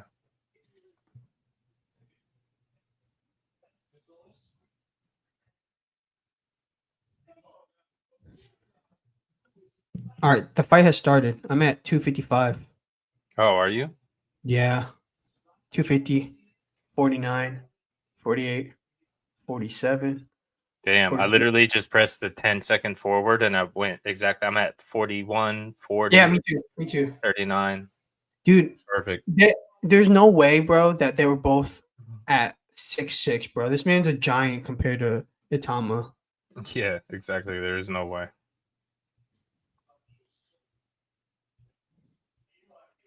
Let's see what we got going on here. All right, so Me- he's fighting kind of both southpaws.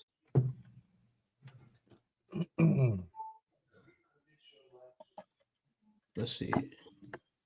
Southpaw versus Southpaw. That's not the most not the most common matchup, I would say. No, good body. Damn, dude, I'm low key like cold in this apartment, bro. Like, dude, my wife yesterday, I seen that she set it to 69 degrees, and I was like, oh, off the jump. That looked like he swooped it around and kind of hit the back of the head, Like the head or the ear, one or the other. kind of like behind the ear area. You know what I Yeah, mean? Which well- still is, I mean, some people are like, that's illegal. His feet are still not under him. Yeah, there you go. Oh Break it man, up. he's gonna get flushed.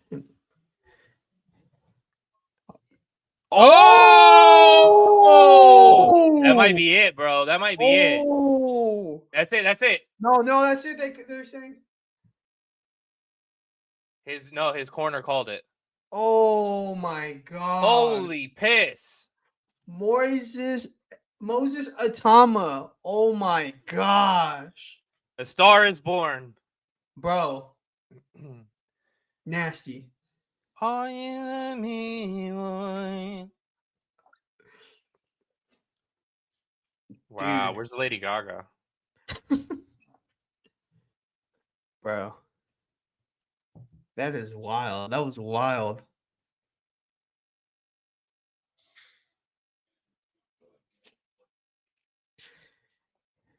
What was that second shot he caught him with?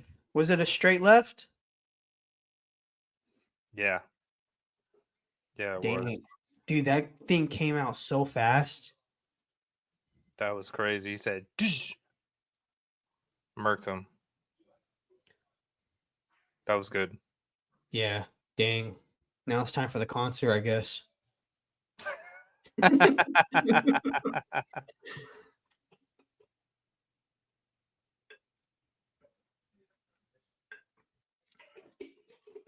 I gotta see that first shot because I think I didn't get to see it clearly because we're in mid conversation.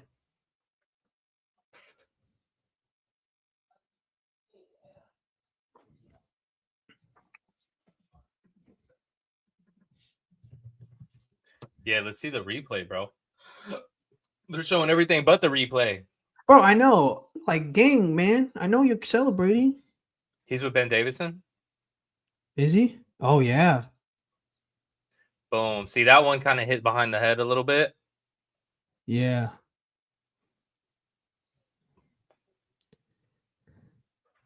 It was actually really behind the head.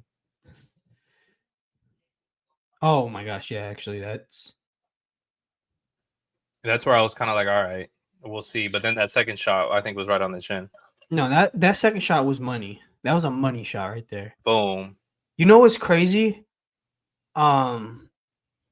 He's like all his stoppages have been within 2 rounds. Damn, that's not good. I mean, because if he's not gonna You're not getting the rounds in. Damn, that's bad when you sit on your foot like that. Ouch. Ouch. Hopefully he didn't dislocate it. Yeah, freaking. Oh my gosh. That's not good. That's not good. Bro, remember that UFC where Crow Cop got head kicked and his foot was like Yeah. like twisted? I seen a video recently where some girl tried to hit like a punch bag and then she like missed and then fell on her foot like that. Damn.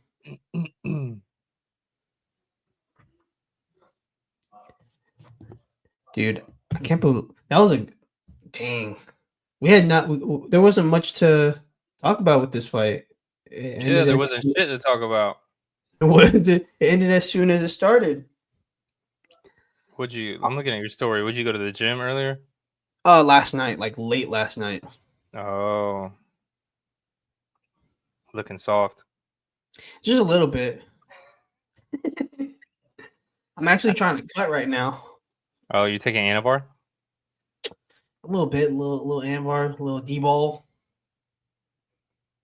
Nice. Yeah, a solid stack, right? Solid stack. Probably a little bit more later. Let's see. Damn, yeah, that was nuts. Damn, I need to order some food. What are we thinking? We thinking Chipotle? I mean, Chipotle's always. Well, you get a burrito or a bowl.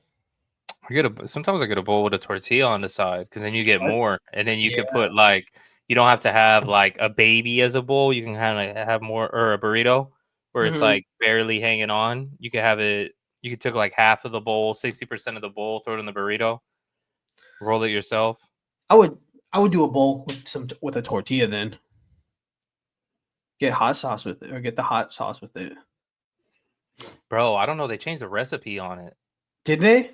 I haven't had They it in changed a the minute. recipe on it. So I got a whole collection. You know what I had, bro? I had the Dustin Poirier hot sauce. Is it good? Yeah, it's solid. It's just expensive. And I had the KO one edition, and that shit is hot. Oh, That was made with like ghost peppers and shit. You put like a couple drops. It's kicking. damn. All right, Uber Eats. I'm getting Uber Eats because my wife is still. Let's see where she's at. She's still freaking.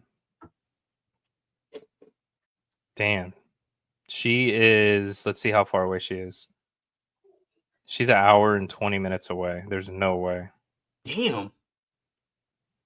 Yeah, she went to get like her hair done or something, and I'm like, why are you going so far away?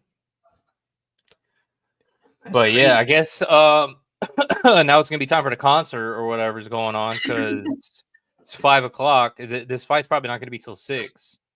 I just, I'm wondering if they're just gonna go into the main event. But like, dude, I also don't think I don't think the seats are filled yet in the No, Kingdom. there's no way. We gotta go to that. The hell are we doing? Yeah, I know, right? Bro, have you played Undisputed yet? I haven't. Is it good? I don't have a PS5, bro. Damn. I know. It's not better than Fight Night Champion. Fight Night Champion was a good game. I know. Just But remaster that game and put new characters and then call it a day. Yeah. Why are we reinventing the wheel over here? You know that Jake Paul's in that game though, Undisputed? Seen it. They just added him, yeah. Ridiculous. He looks like shit too. What I tried to do, bro, because thing is like I could buy a PS5, right? But one, it doesn't really fit in. Like I have this like the little station underneath our TV is like from like IKEA.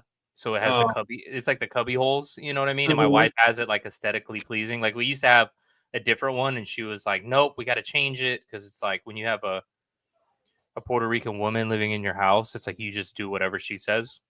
Mm-hmm. So we changed it to that, and then the PS4 sits perfectly in there, but the PS5 is freaking huge. Yeah. So one, it's not going to be it's not going to fit the aesthetic, and it doesn't fit in there. So I don't know if I'm going to have to put it like behind the TV or what. And then two, it's like I don't really play video games like that. to the point where I like honestly I don't even have the time for it. Like, dude, I have a MetaQuest 3 that I barely play. Oh, for real? Bro, the MetaQuest 3, dude, is clutch. Like, me and my boys, bro, will watch fights in the metaverse where I'll stream like the fights into the metaverse, right? So there's an app where you could go in Yeah. and I put it on a I'll put it in like a movie theater. So we'll be in there watching the fights in a movie theater where we all have like our avatars, and then you could hear everyone chat like you're in like a game lobby. Mm-hmm. And it's like if your avatar's on this side of me, like I could hear you more out of this ear and stuff like that. So we'll just be joking around, having a good time, watching the fight. Like one of my boys is maybe 2 hours away from me, and I'll be like, "Yo, you trying to watch the fights in the meta? Yeah, let's do it." Boom. Like That's the Pereira Roundtree fight, I think was the last one Mhm. I watched in there. Oh, that's fire. How much was it? Oh, the 3, bro. I've spent like $500 on it, to be honest. I spent more too because I bought like the case, I bought the headset because it comes Mhm. with like straps that aren't like the most comfortable. So I bought like a whole like headset thing that attaches to it. So I'm in it at like freaking, $600, something like that. But they just came out with a new one, which is like the 3S, which I'm sure is just as good, and it's like $300. And if you buy that, it comes with the new Batman game for free. Oh, nice. Yeah, so I started playing that, and that game's pretty good. Shoot. They Yeah, have dude. I boxing haven't. games in there. I honestly like. I haven't been able to play like Undisputed or any games lately because I've been doing the interview stuff lately. So been No, I busy, feel bro. you. I've seen you doing some interviews and whatnot. Just trying, man. Just trying, bro. Yeah, But you want to know something though? I'm trying to do. I'm still trying to get boxers to come on, bro. But they're the ones that are not hitting back up. they don't want to. They don't fuck with you. I know, bro. I mean, look at my face.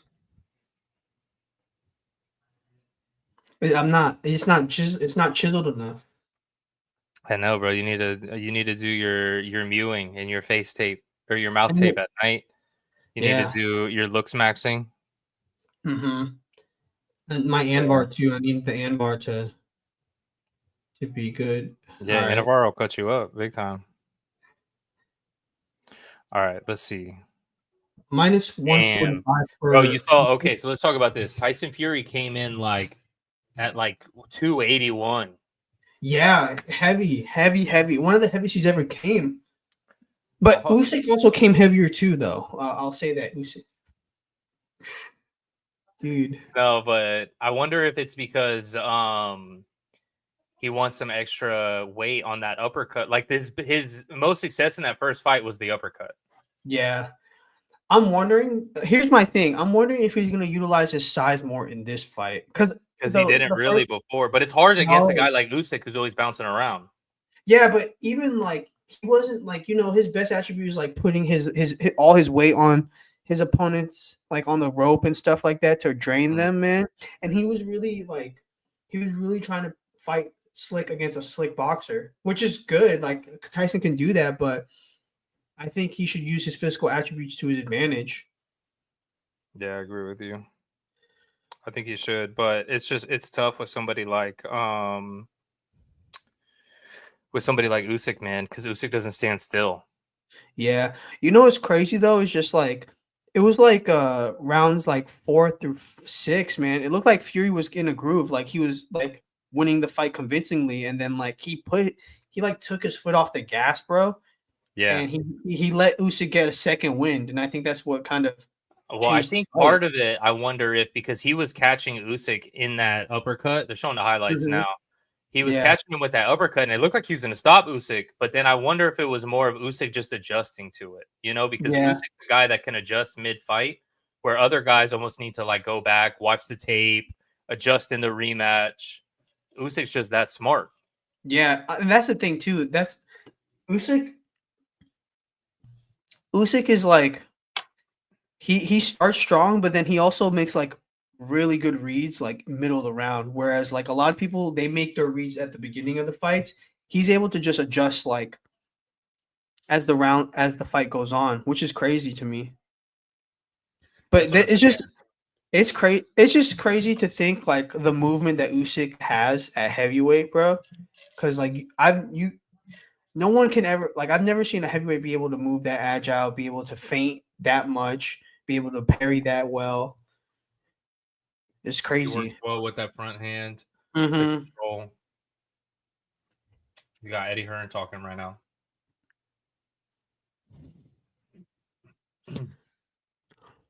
What's Eddie Hearn even doing? Like, I don't know. he's got some of his fighters on the card. Yeah, guaranteed. Look at that DAZN pin. Why's he got it right there on the lapel instead of the part where you're supposed to put it? I don't know.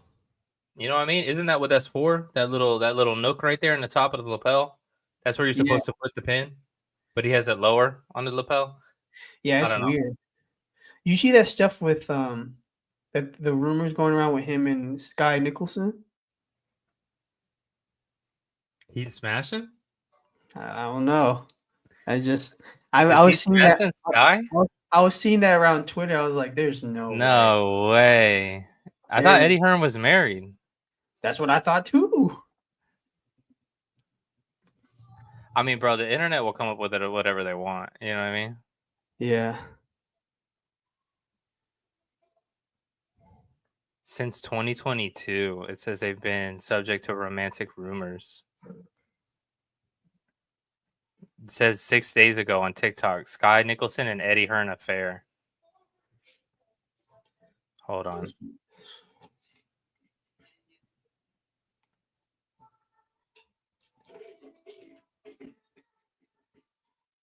Is there something with this? I don't know, man. I seen on Twitter like they were exiting like a club together or something. Damn, maybe I'll pull that up on Twitter before I share Twitter because X is crazy. Dude, X is like there will be like a story about, some kid. Oh yeah, their project was good. And then you go to the comments and it's some girl like, "Have you seen my butthole?" Dude, tell me not. No, this is literally like that. On everything. It's It'll be literally like, it'll be like, what about this project? yeah. Exactly. Like what in the hell? Let me see. Eddie Hearn. Dude, what are we thinking about the Tank and Lamont Roach fight? Bro, honestly, Tank is a dork. That's what I think. I think Tank, dude, and now he's talking about, oh, I might retire. You know why he's going to retire? He's saying that because this is another fight. Bro, all Tank does is sign fights that nobody cares about, nobody wants to see, right? That's all he does. It's his go-to. And then he'll find a way to sell it, right? So now he's like, oh, well, I'm going to retire next year. So now it's on one of those where it's like, oh, well, I guess I have to watch this fight because, he might retire soon. Bro, Yeah. that's the only way he could sell stuff is by like Antics. exactly, bro. It's because nobody and you could say like, oh yeah, he was wanting to fight Lomachenko finally, but it's like, bro, he should have fought Lomachenko before. For whatever reason, Lomachenko I think is just like done. Like whatever, I Yeah. won the He IBF, I won retired. another world title. I think he's retired now. I think he just officially retired. Yeah, which is fine. I mean, he retired as world champion, but I just, there's been a stat, bro, like with like the the four kings, like all of them have either fought world champions, became undisputed, fought guys in the top 5, and Tank hasn't done any of that, which is crazy to me. He tries to be like, oh, the belts don't matter, and it's like, but they do. You know what I They mean? really And then do. the issue is that Mayweather Promotions and PBC want to make him a pay-per-view draw, and they're like, he's the star, he's the face of boxing. Bro, if it wasn't for him fighting Ryan Garcia, which was a totally one-side contractual agreement, he's not even breaking 300,000. Yeah. And bro, if Canelo did 300,000 on a pay-per-view, everyone would be like, "Oh, he's done." But Tank, But Tank does 275, and it's like he's the face of boxing, bro. It's No, it's he's kind of not. crazy. It's just kind of crazy to think, man. Like and the thing is, like, how much do you, even if he's saying he's gonna retire or something, how much do you really think a fight against him and Lamont Roach is gonna do? Like, no disrespect to Lamont Roach, this man was fighting on Pro Box in this last fight, bro. That's what I'm saying. He fought on Pro Box in his last fight, which is like, and it's like no disrespect to Pro Box, but Pro Box ain't like compared to the top. Pro Box ain't nothing. Pro Box's facility. I've been there. I think they're moving it to Orlando, but it's in Plant City, and it's like it's like behind like a rehab center. First of all, you have to go through like a gate, like the address.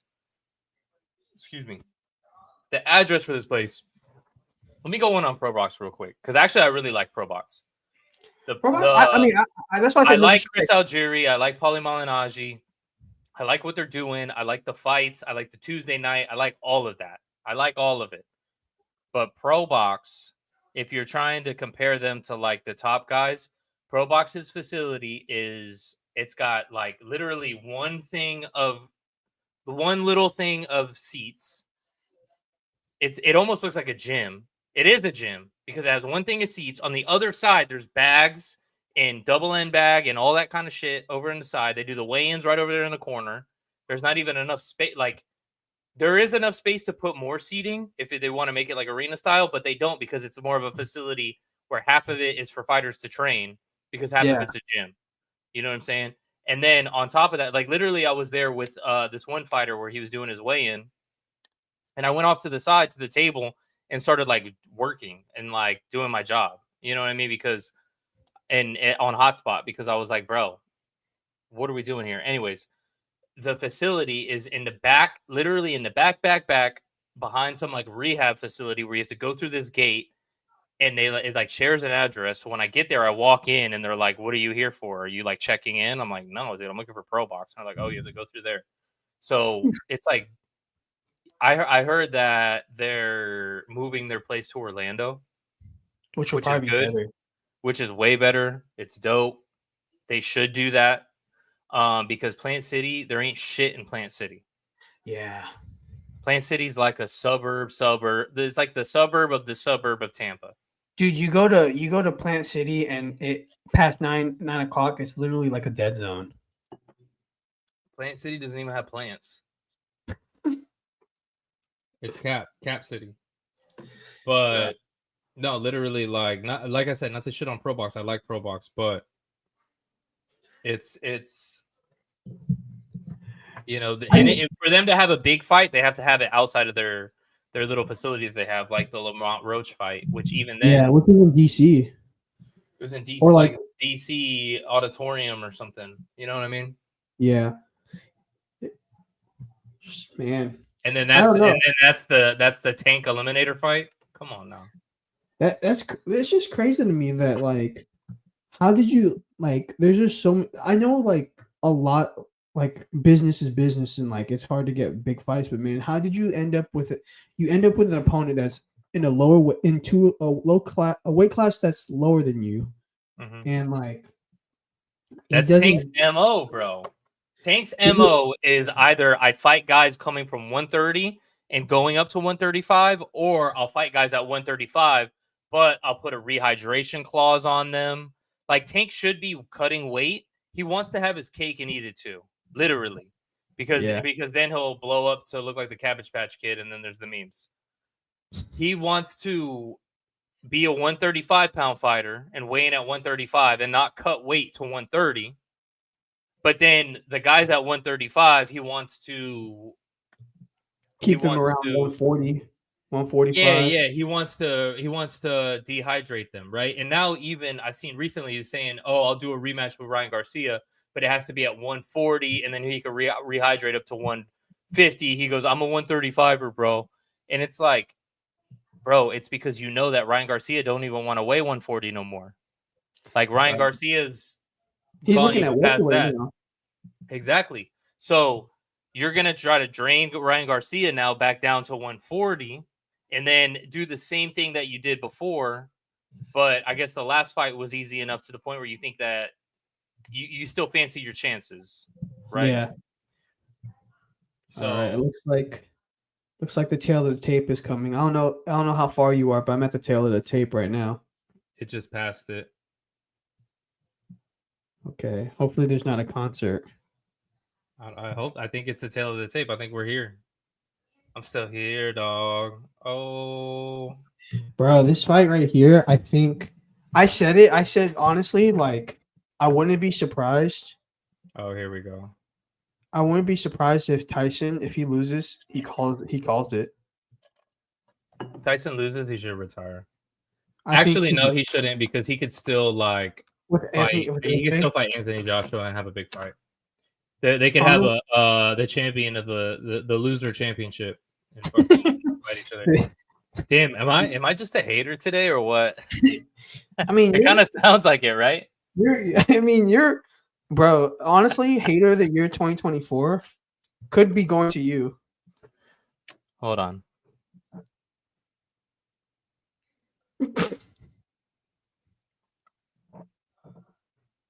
So instead of a concert, we got a drum solo. Yeah, I do like the song though. I do too. Rising up, back on the street. You know what pisses me off though is What? that I thought they were gonna do this fucking concert, and now my Chipotle order is supposed to arrive in the next 10 minutes, and I swear to God, it better arrive before this fight starts. Bro, I mean, I hope so. Which, to be fair, Chipotle is literally right across the street from me. Like I walk to it sometimes. Shout out to Port Orange, Florida. You feel me? A tiger.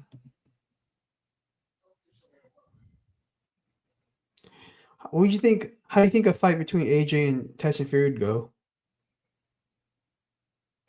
Shit, I don't know, dude. I was hyping up AJ, like AJ 3.0, and then he got his ass whooped. You weren't the only one. I was out here like a Krispy Kreme donut on him, bro. Yeah, legit. I don't know. I'm wondering. Now, my question is, I'm wondering if we were just overhyping it or if Dubois is just that good. You know what I mean? Like this version of Dubois is just that much better. Dubois 2.0, which is fair because Dubois like is still young. You know what I mean? Yeah. So like he had big fights as when he was like, dude, I think when he fought Joe When he Joyce fought was Joyce, like bro. 2022. Yeah. Which is crazy because when you're a heavyweight like that, you look like a grown ass man. Mm-hmm. Which I mean, not to say 22 isn't, but it kind of isn't. You know what I mean? You're a man, but you're not a grown ass man. You're a young adult, pretty much. All right, I'm looking at the Zone or Matchroom posted Johnny Fisher winner. Comments: Allen robbed, absolutely robbed. Dave Allen robbed. Sorry, Johnny, but that was a straight up robbery. Don't agree with this one. Fisher got battered all around. These sorts of decisions do Is he nothing a but Matchroom harm the guy? sport. Is Fisher a Matchroom guy? I guess so. That's what they Matchroom posted it. Oh, then I'm not surprised then. And then Bohachuk did his thing. Damn, my man is going in on the drums right now. High key. Yeah. Oh, look at this. Dustin Poirier loves the Zen. Hey, shout out to Boxing Bananas, brought to you by Zen. They're not our official sponsor or anything. Just want to throw that out there, but they're brought to you by Zen in the sense that if you don't know, it's just pure nicotine, and nicotine is actually a neurostimulant. So, you know what I mean? We out here with the zinnies. So much to the point where I had enough rewards to get myself a medal. Damn, is this looking green? Bro, is this a green screen Zin? It's blue. It shouldn't even be picking up the thing. But yeah, I just got this in the mail, baby. So It's like, shout out. You're showing Boxing Bananas isn't brought to you by Zen, but my own mental non-retardation is brought to you by Zen. So shout out. Hey, everybody, hit the comments and let me know who you got winning this fight. Main event time, bro. Main event, Because bro. bro, I've had a few people actually text me saying who's winning the fight because I think they're trying to place bets on it and they think that I know shit about boxing, which everyone knows. Most people don't know shit about boxing, and that's me as well. And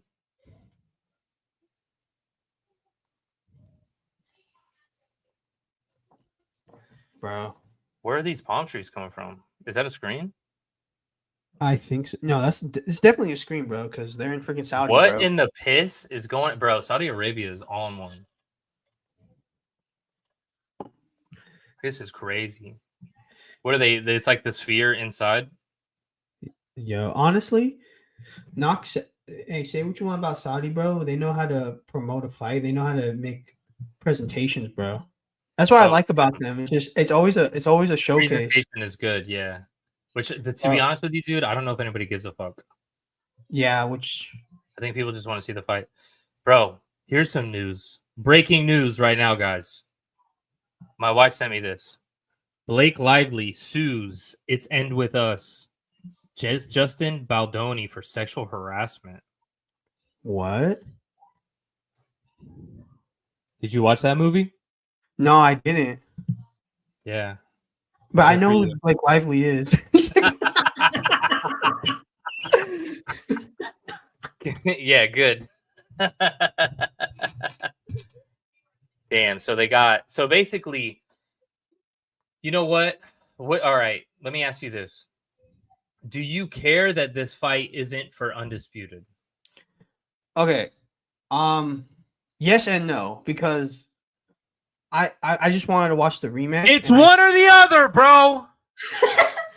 Yes, I do, bro. Go ahead. No, bro. Yes. No. Because I might have the same answer as you.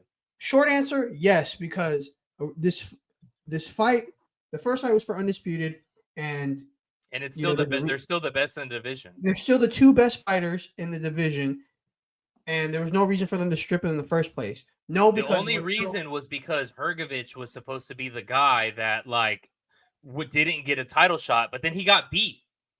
Yeah, dude, that's what I'm saying. So like you made this sanctioning thing for a guy who got beaten the next month. So it was like the mandatory status was not even, it was pointless. I feel like that should void the mandatory status. Bro. Because it was his mandatory status.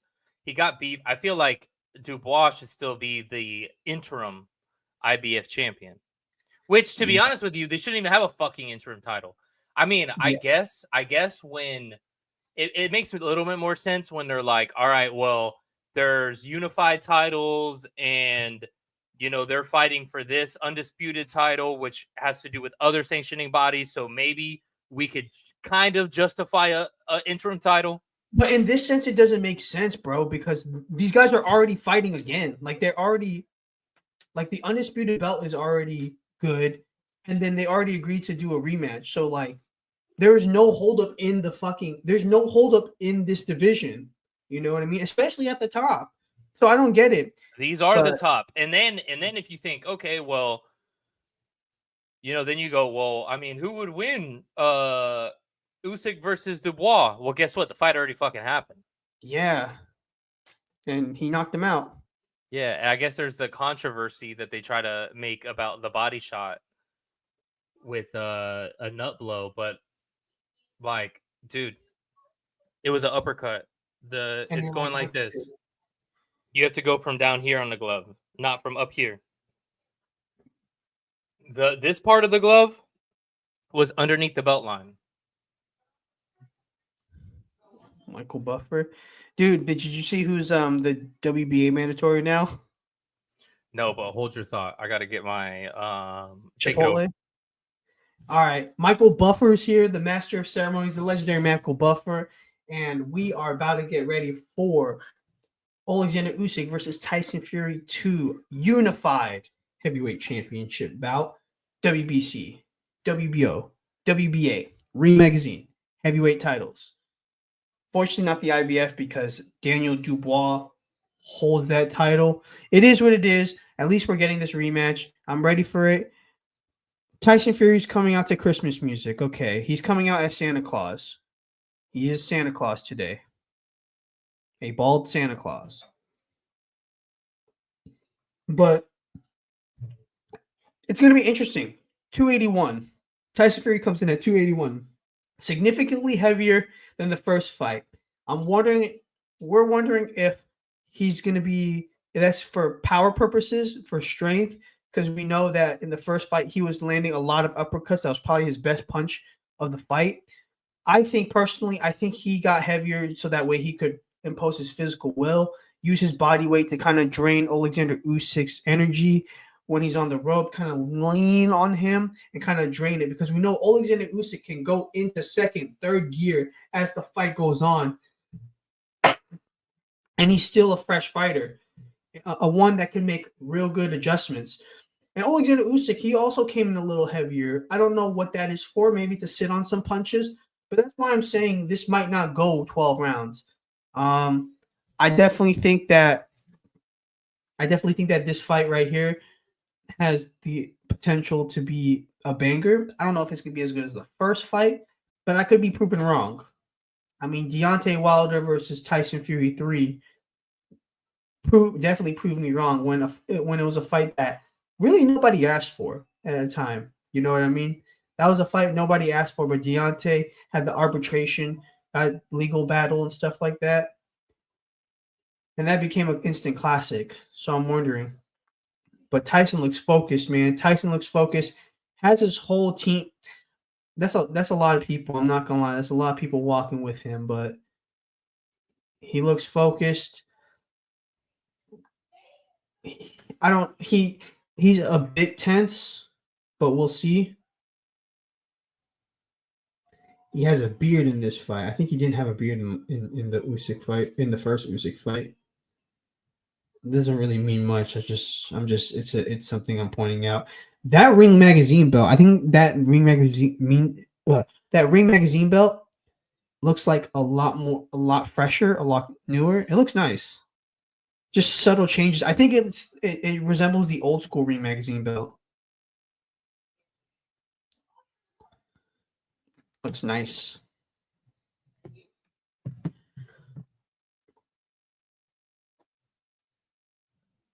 Going over the top rope like a super heavyweight.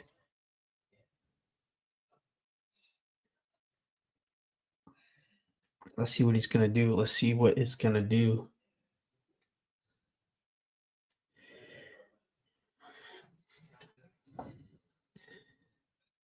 Now the arena, the Kingdom Arena is sold out. It's jam-packed. I think they just wanted to be there for the last fight, which is fine. I mean, the whole card was built on this fight. So it'll be interesting. And as Ray, the business, gets his Chipotle, I will be analyzing the ring walks. So now it's time for the champ, Oleksandr Usyk, to come out.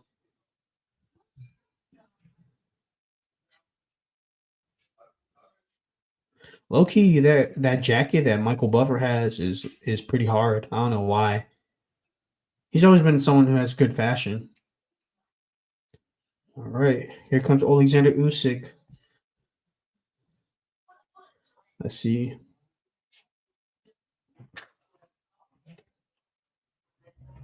I think it's the same song that is it the same song that he used in the first fight? I don't know. I'm gonna go back to see what was Fury's walkout look like. He had like the Christmas music to start out, and then he went into Hypnotize by Biggie. But he didn't do a whole he didn't get carried out. He was just walked to the ring. He just walked and just kind of shadow boxed. Which is good because I think that's why I was saying that he looks focused. He looks like a bit tense, but he looks like this. He looks all business. Might be Fury, Tyson the Business Fury.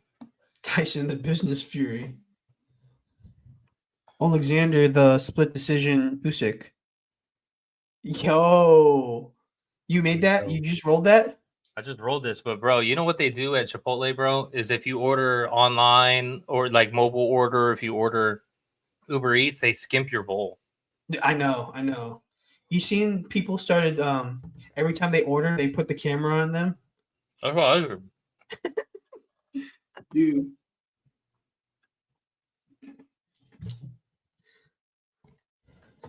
We got one large bite from Ray the Business, and now we are back in a single screen.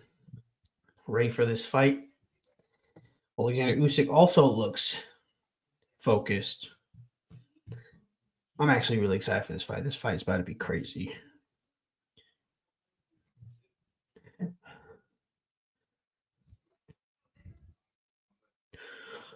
I'm wondering if Usyk is going to start out fast again, because in round one in the first fight, he came out as the aggressor, hitting the body, kind of taking charge, and he was backing up Fury. I wonder if Usyk's going to have the same strategy, or if Fury's going to actually take charge and kind of charge forward, kind of similar to what he did to Deontay Wilder in the third fight. It'll be interesting.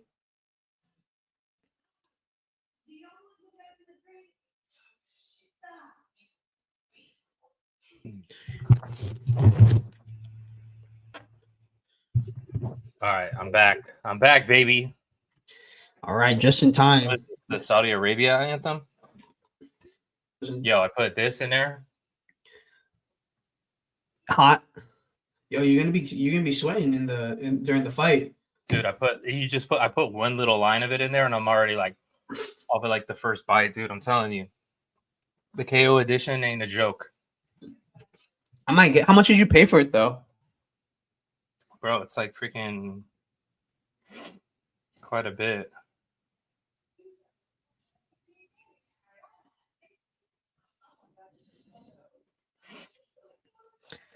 Man. I'm wondering, when is this boxing league going to start, though? That Turkey's trying to kind of create. Oh, I don't know, dude. Fucking 2030. Bro, you see that Top Rank? Also, Top Rank just signed with the Zone. Did they? Yeah. They're not on ESPN anymore? After, so now we have to keep the Zone. The Zone's a ripoff, bro. Bro, I had to cancel my DAZN after this card because, bro, they're just giving me like the bullshit fights now, and then all the big fights are just making you pay. It wasn't like that before either, bro. It wasn't like that. Remember the times when you get like Canelo fights for free? Oh man, I love that bite. That was a great bite, bro. Literally, their whole thing when they started, they had a whole ad with Tracy Morgan. Like, pay-per-view is dead. Now, if it's a fight that isn't bullshit, that's on pay-per-view. On top of paying $26 a month. It's crazy. And you want to know something? It's just like, bro, like their price increase was crazy. It went from $19.99 to $29.99. $30 a month for this bullshit. And now I just paid $40 for this on top of it. It's crazy. Crazy. Absolute horseshit.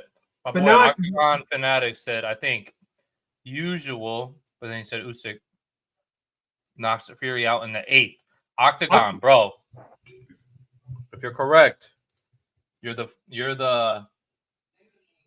the fan of 2024. You'll be the fan of 2024. Pin to comment and everything. By the way, nice logo. Solid logo.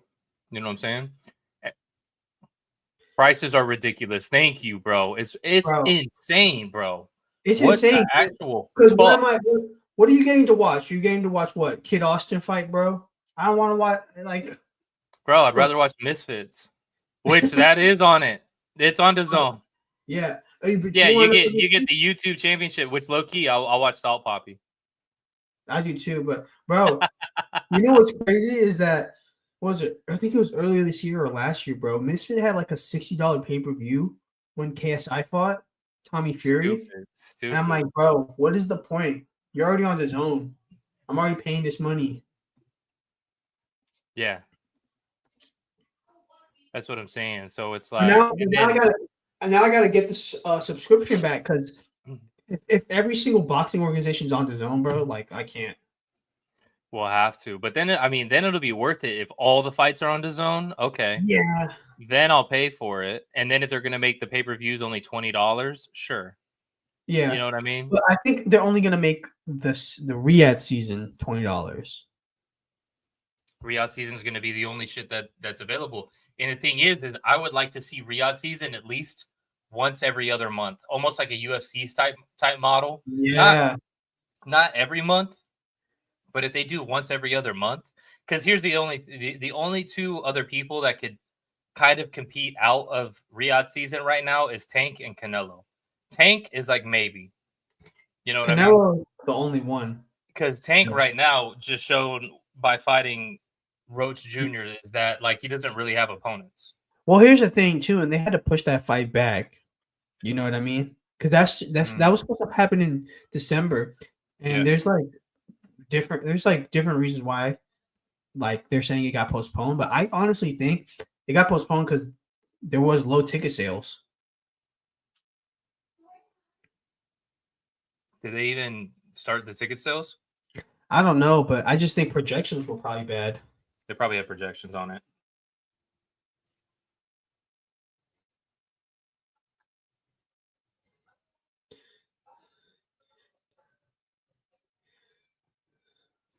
They're doing the fight in Brooklyn too. At Barclays? And I think it's because Brooklyn and New York has a lot of like, and like New Jersey have a lot of dumbass boxing fans. I thought it was because who knows? Who knows? I might still go to the fight, but I might not. Who knows? I mean, bro, I'm not that excited for that fight.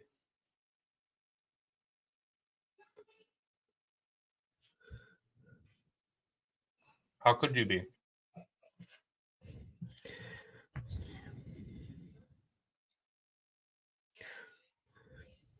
My boy from Puerto Rico, Roberto Ramirez. Where are you at on the fight? The Mendoza Ramirez fight? Not Mendoza. What was it? Oh, this one? I mean, live right now. Bro, I'm in the introductions where they're talking about the judges, and the judges lower third is on. The judges graphic. Okay. We'll have to once it starts, I'll pause. Oh, you're Roberto Ramirez. Dang, you're pretty like ahead. 30 seconds ahead, bro. Yeah, bro. You said Roberto Ramirez. I was like, golly, some of the influencers can fight, but the bigger names is just a huge money grab, and they charge you too much to watch it, bro. It's crazy because, like we were saying, like when they first started, it wasn't like that. You get quality fights for the subscription, and now it's like To be fair, I think they have to charge $40 for this pay-per-view because they're paying like the purse on this fight is like $250 million. Which is with this fight, it's fine, but like every single major fight we shouldn't be paying for every single major fight if the whole point of this subscription was to get the fights.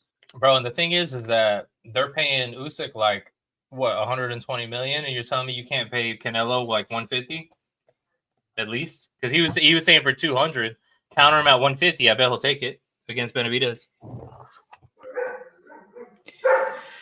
Man, I just think it's a power move.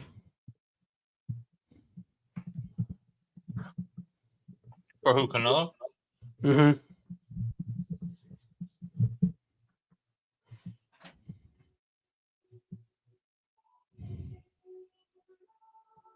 But also Benavidez has to get through Morrell.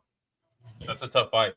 Yeah, and I was telling people that I was like, bro, like Morrell's tough, fast, slick, and he's as big as him.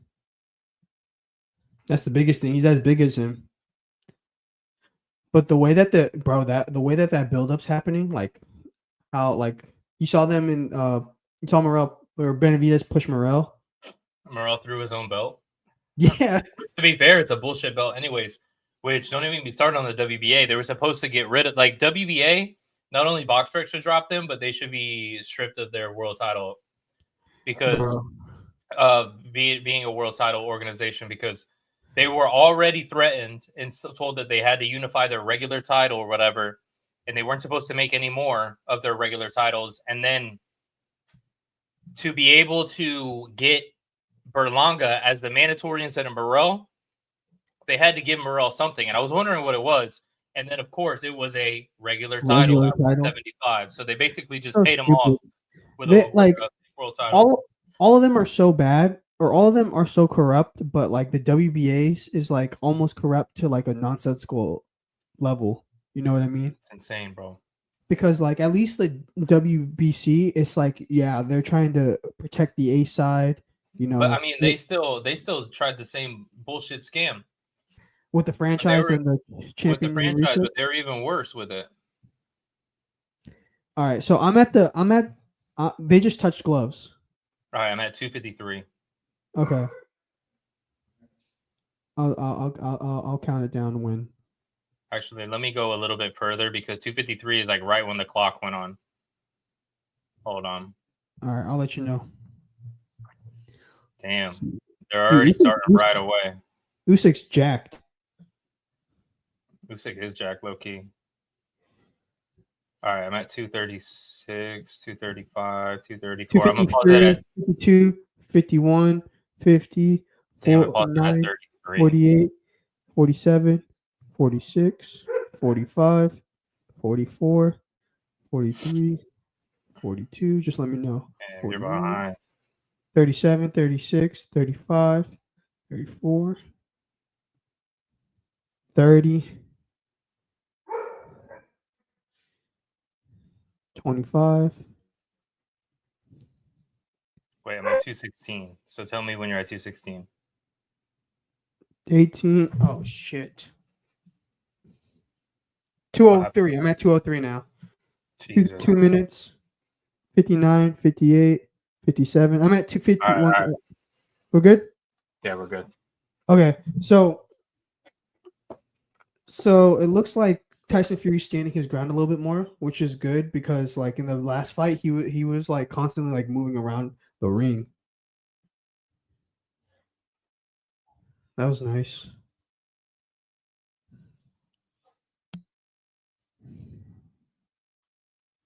Nice jabs by Usyk.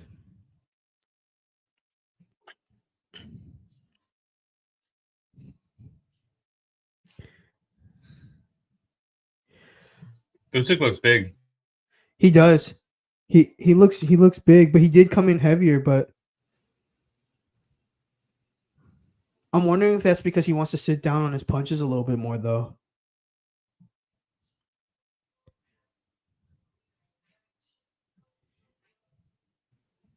Where do you have this round so far?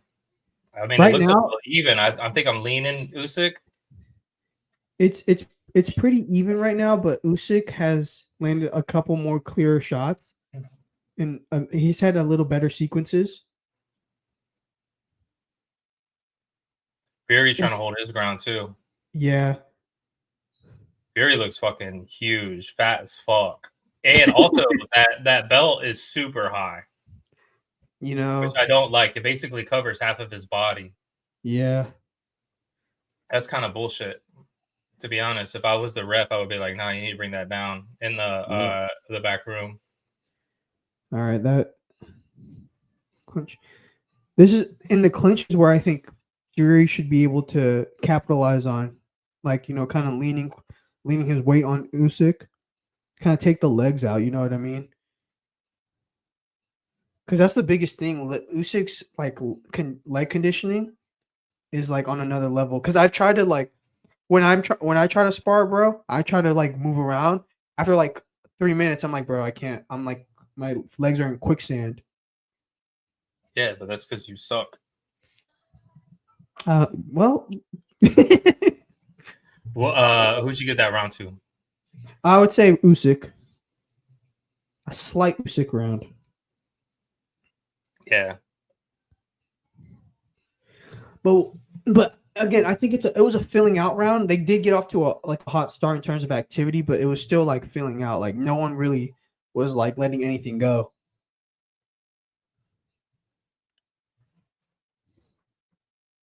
But I will say this. Those are hard rounds to score too. Yeah, but I will say this. It looks like Tyson Fury's a lot more reactionary this time around, which is I don't think is a good thing. See, he got caught right there, straight left. The hook over the top landed too, even with Usyk's head down Mm-hmm. against a guy who's fucking 6'9". It's crazy. Yeah, my dogs think Usyk. They agree with you too. I hear him. That one's like, Ray, shut the fuck up. Yeah, legit. I don't blame him.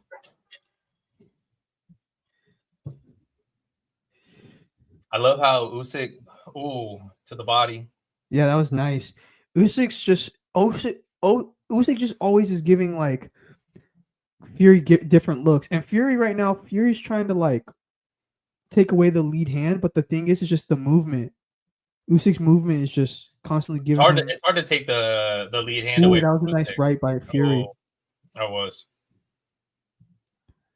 It's hard to take that away because Usyk's just so mobile.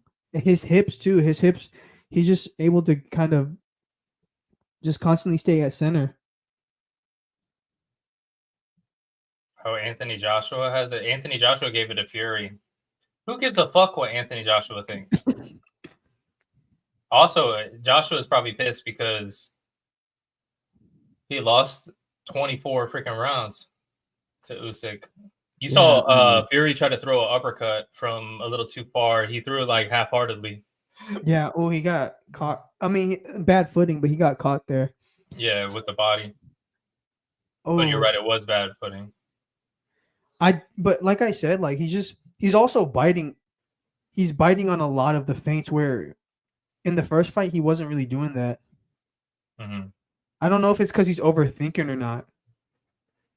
Probably. Oh, there you go from Fury.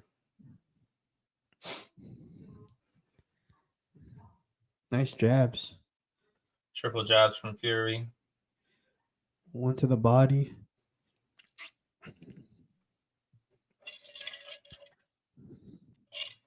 Good jabs to the body. I mean, that body is just basically like a heavy bag. Yeah. Ooh. Nice hook fight. You know, Usyk's hook, it's so crazy. It looks like he's throwing a straight and then it just comes like around at the end. Mm-hmm. Yeah. Because he does this a lot. Yeah. Well, he'll kind of hypnotize you with that right.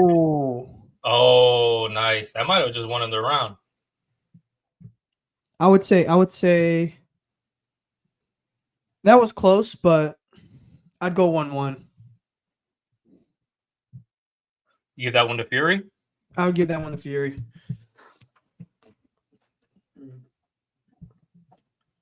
I'd give that one to Fury in a close one. It's a swing round.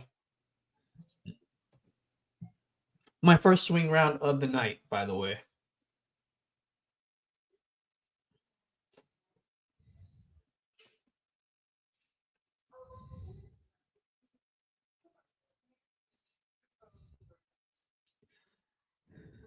See the replay. He said that they were going for the knockout, is what they said. Yeah, that's gonna be. You're gonna have to be a little more physical. You gotta make it low key a dirty fight. Maybe not right now, but definitely rounds 4, 5. Gotta do that.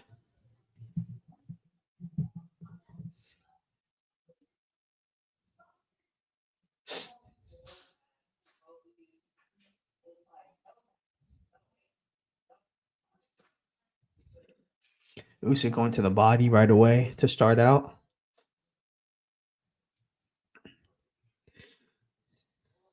Ooh. Oh, he's saying back of the head. But now Fury's on the front. Yeah, he's got Usyk pushed back.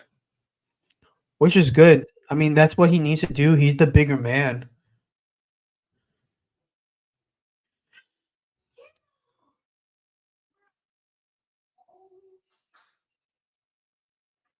I think my dog just got in trouble.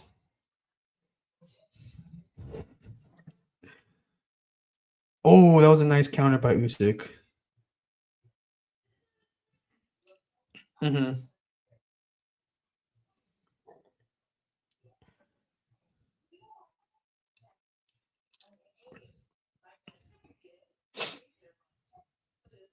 Anthony Joshua scorecard, I could give less of a fuck. I could give fucking half of a fuck if he didn't get knocked out. Like if this was pre Dubois fight, I would be like, oh yeah, whatever Anthony Joshua says. But even then, it's like, all right, bro, you lost 2 fights to Usyk, so and he probably wants a fight with Fury. Like he knows he's not gonna get a third Usyk fight, so he probably wants a fight with Fury. But that was a nice hook. There you go.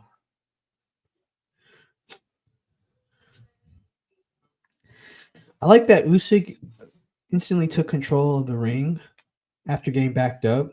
Like he's not letting Tyson kind of impose his will on him.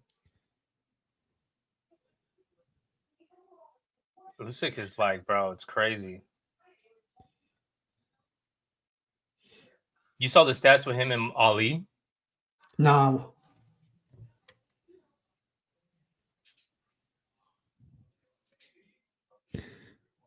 Bryson, the Fury fight, like right now. It's on right now, bro. We're in round 3. Round 3 right now. Connor EX says, show the tight. You want me to show my tights, bro? I don't think anyone wants to see that.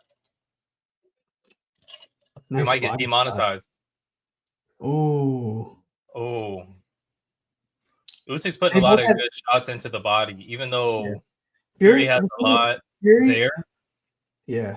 You know what it is? Fury, bro, Fury is whenever Fury has success, Usyk responds a little better, and especially at the end of the rounds, and it just leaves a little more lasting impression. I'll give that round to Usyk.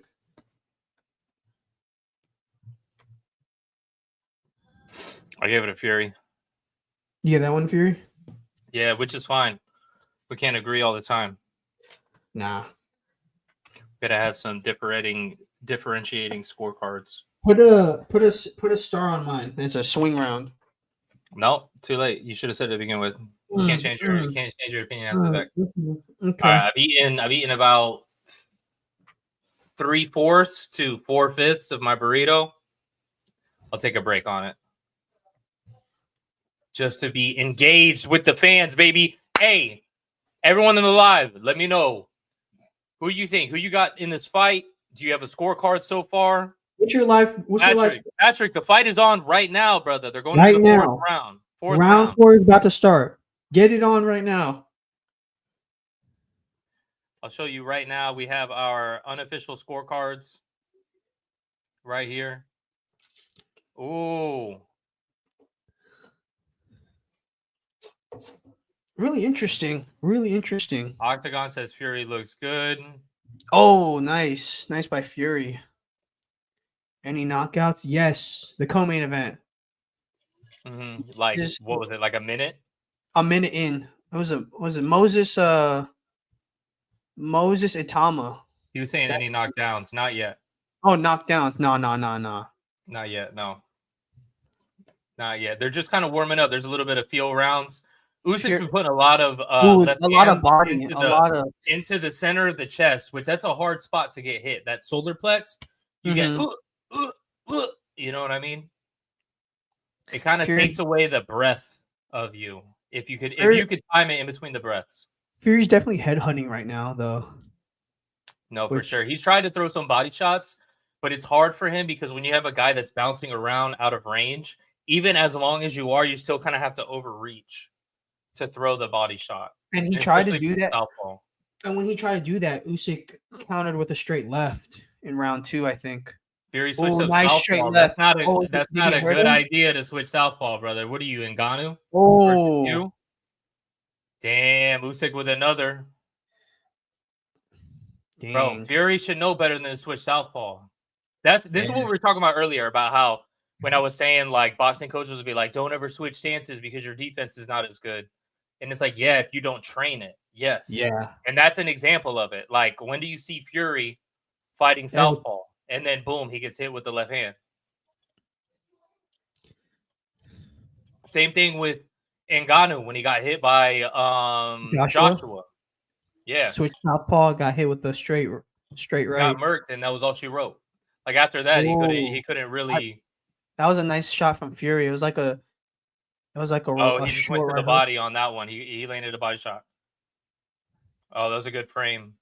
Good frame from Usyk. Okay, Fury's coming in. I'm I'm surprised. to do I'm surprised he's not going to, or he needs to kind of get on inside to start going to the body, man. Because Anthony Joshua was able to get a lot of work in the body, hurt Usyk there. He hurt him in that 8th round of like that second fight, and then didn't do shit afterwards. I remember it. I'm like, bro, fucking idiot, bro.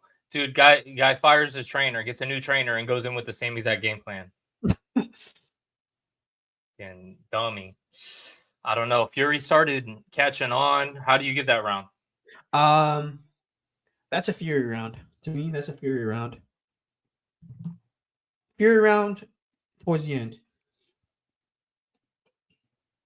But the thing is like... So here's what's funny, is that I gave that one to Usyk because I thought even at the beginning of the round, his like that was better than Fury's end of the round. But now we're even on the scorecards. We're still at 38-38. This is a tough fight to score. The thing is like they're both having pretty good success, and I could agree with the Usyk because he landed the best shot of the round. But I definitely think that towards the end of the round, Fury kind of stole it. It was a little more active. Oh, so I'm at 255. Let me know when you're at 255. Okay, it's like right when they show it. All right, I'm at 255. 52, 51, 50, 49, 48. All right, perfect. Because I think you were ahead of me by like half a second. Okay. Now the fight's starting. Another back of the head. Usyk saying, live odds have Fury as the favorite. I should bet right now, but I don't want to do too much at once. We're doing a fucking podcast. I'm watching the fight. Oh, damn. He said jab to the body, then hook to the body, which you don't get a lot of leverage off of that, but still. It's impressive that he pulls something like that off. Let's see. Anthony has a 38. So Anthony has the same scorecards as us. It's just the rounds are all over the place. You know what I mean? It's just everybody. That was a nice uppercut. That was a nice uppercut. Nice lead one. And that's crazy because in the first fight, it was the rear uppercut that had him success, but the lead uppercut just gave him that. Oh, nice. Yo. Shout out to Wayne. You two are fools. Thank you, Wayne. I appreciate that. Wayne, how you got this fight, and who do you have winning this fight? Yeah. Shout out to Wayne. I appreciate that, actually. I don't know if he meant it as a compliment, but I'll take it. He said, you two are fools. Nice body work. Damn, there you go. Exchange. And then Usyk Fury coming back with a 1-2. You see how Usyk is always searching for the outside angle of the foot. That was a nice counter right by Fury, bro. But the angles of the fact that Usyk's still able to do those angles is crazy. Nice uppercut to the body. That's what you need to do, man. You need to start targeting the body. That's a vicious shot too, bro. I remember before I had a fight January 2018, and in the sparring to it, like I was training that shot a lot, the uppercut to the body. And that shot was money in the gym, bro. Like I wouldn't even try to I wouldn't try to drop people with it, and it would drop people. Oh, nice. Again, he threw it again. Oh, nice. Damn, but Usyk's activity is Oh, nice body work again. Usyk activity is That's what. crazy, but And Usyk smiled from it, so he felt it. Damn, yeah. Usyk. Dang. He's just touching him, but still. I just think him responding like that is good. Oh, another one. I like when I hear him punching Fury going that Ano- karate style shit. yeah. That was a Fury round. That was a close fight or a close round, bro. That That's a was a Fury close round. round. That was I mean, no, that's a Fury round for me. That's a clear one. I think the body work was the main takeaway from that round. I Like gave it to Usyk, bro. But I put an dude, asterisk. because it was a swing round. Yeah. Dude, So I so think here we're gonna share the unofficial scorecard sharing right here. let's see. Dude, it's crazy that yeah, crazy. I think I get it because Usyk was responding well, but like you said, he was just touching him. But those body shots are Yeah, doing more I damage. might be wrong. You know what I mean? I might be wrong. Look, there's his girl Oh right my, there, bro. She can't even see. She's got a whole chinchilla over her face. bro, She got what? a whole ass chinchilla on her face, bro. Oh my gosh. Minus 230 for Fury right now in the live odds. Hell nah. I should put Usyk by stoppage and make a bag real quick. I'm gonna put 100 on it. Shoot. Are you at 237? I'm at 234, 33, Yeah, 32. me too. Okay, just making sure. Ooh, okay. Ah, fuck. Yo, Hard Rock app can suck my nuts, bro. It'll always be like, oh, you need to update. I used to use Bovada, but Hard Rock is the Florida app. So Yeah. shout out to everyone. Hey, everyone who's watching, drop where you're from in the chat. Bro, my last live, dude, I had it. Bro, I'm Dude, talking your about last live was crazy. Pakistan, bro, like Philippines, South Africa. Dude, I had people in That's crazy. Zimbabwe, Canada, all over the United States. That's If you're in the crazy. States, drop your state. If you're in a different country, drop your country in the chat. Dude, Tyson Fury's definitely using the jab a lot more in this round. Yeah. Ooh, nice. Nice overhand. Ooh, nice 1-2. Winnipeg, where's that? That's Canada? That's in Canada. Winnipeg, I think UK. Manitoba. UK. Shout out to Dan. And shout out to Kane in Winnipeg. Yo, Kane, what do you think about Canada? What's going on right now? Are you voting no confidence?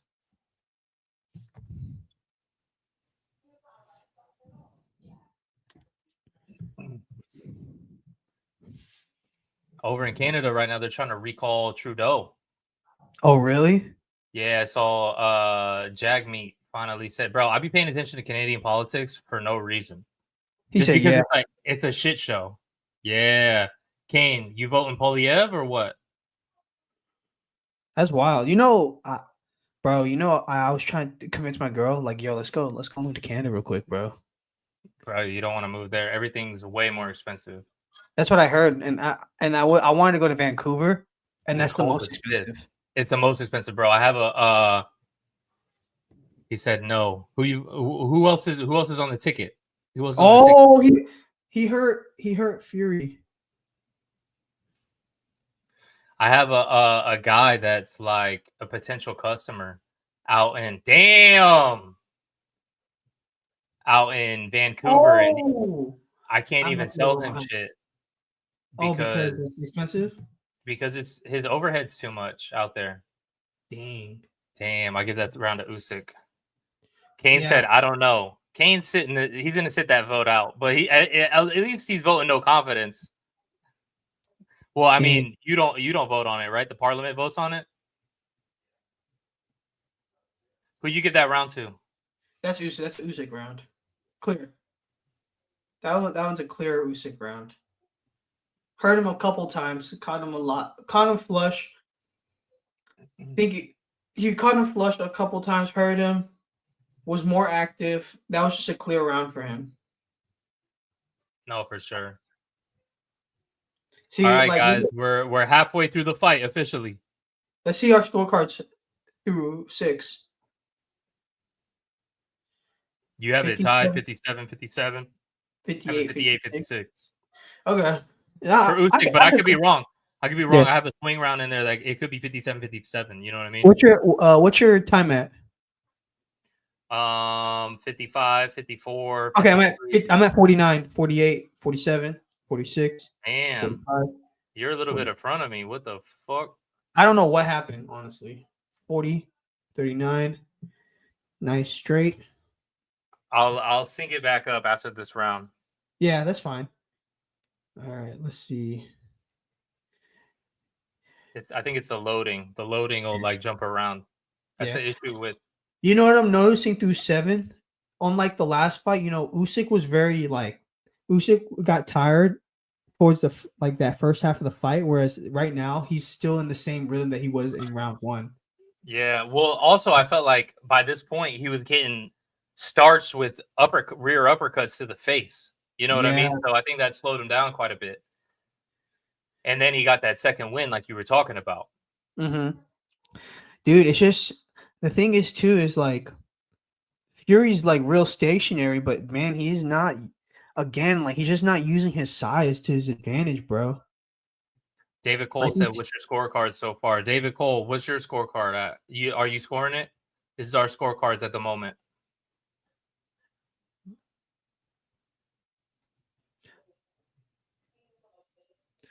Let's see. Oh, nice straight right for Fury. Oh, damn, Fury. Yeah, you're a couple seconds in front of me.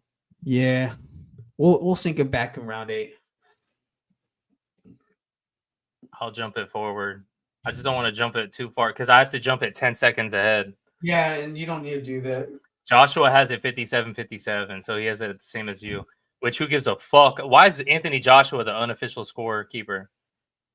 Also, where's he at? Is he ringside or is he like? I thought he was in like the second row.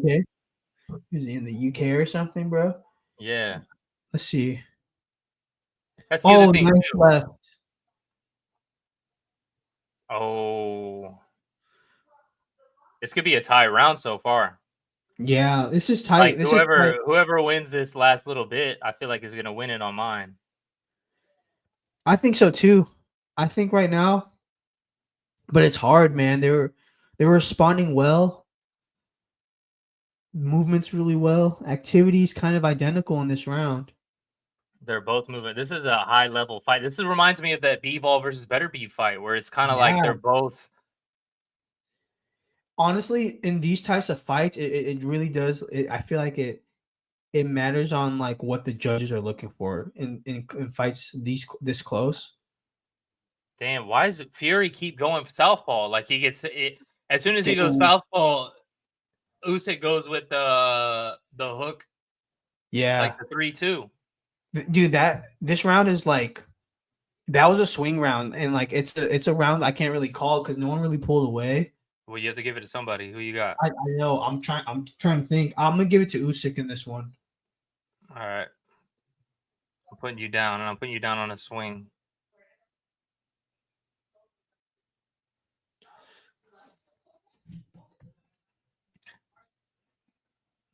He said, I just got home, and your live stream in the last 3 minutes is all the info I have on the fight. How are they looking? Fury is using his size, or is Usyk sticking a good? Johan, take it away. All right, so Usyk is sticking to a good boxing game plan, and unlike the first fight where Fury was really using the uppercuts to do damage and kind of gas Fury out in the middle rounds, Fury's uppercut is not real effective. So Usyk has been pretty fresh throughout 8 rounds, and right now, like Usyk is still on the front foot, and Fury's still kind of taking the center ring, but he's still not using his size to an advantage, which is pretty interesting. Which is what I was saying beforehand, because, bro, it's hard to use your size as the advantage when you have Usyk bouncing around back and forth. Yeah, 100%. It's just, man, like, the thing is, too, is, David, Tyson Fury has been really reactionary. So he's, like, it looks like he's overthinking a lot. Like, he's definitely overthinking. But even with the added size, he's still moving. Oh, good uppercut. Where are you at on the time? 22, 21, 20, Okay, I'm 29, timing. Tell me, countdown, 8, countdown, go. 17, 16, 15, 14, 13, 12, 11, 10, 9, Go. All 8. right, we're good. We're good. Okay. You saw that uppercut? Yeah, it was nice. Fury landed a nice uppercut. That's what he needs. He needs that uppercut like he had in the first fight. Yeah, dude. And the best thing for Fury right now is that uppercut to the body. It's just it comes at such an angle that like Usyk's not able to block. That's a nice body shot by. And he said, fresh Usyk late rounds, or is it bad news for Fury? Ooh, headbutt. Oh, headbutt. All right. Fresh Usyk in late rounds. I mean, Usyk's always going to be fresh throughout the whole fight. Usyk, I feel like he'll fight 20 rounds, to be honest. I just think that he hasn't had a lot of damage done to him like compared to the first fight. I think that's why he looks more fresh. And then what's his face? Kane said, "Who's your guys' favorite fighters? Who's your? I mean, I don't know. All time or what? Of all time or right now? Yeah. Because I can give you both. Who is winning?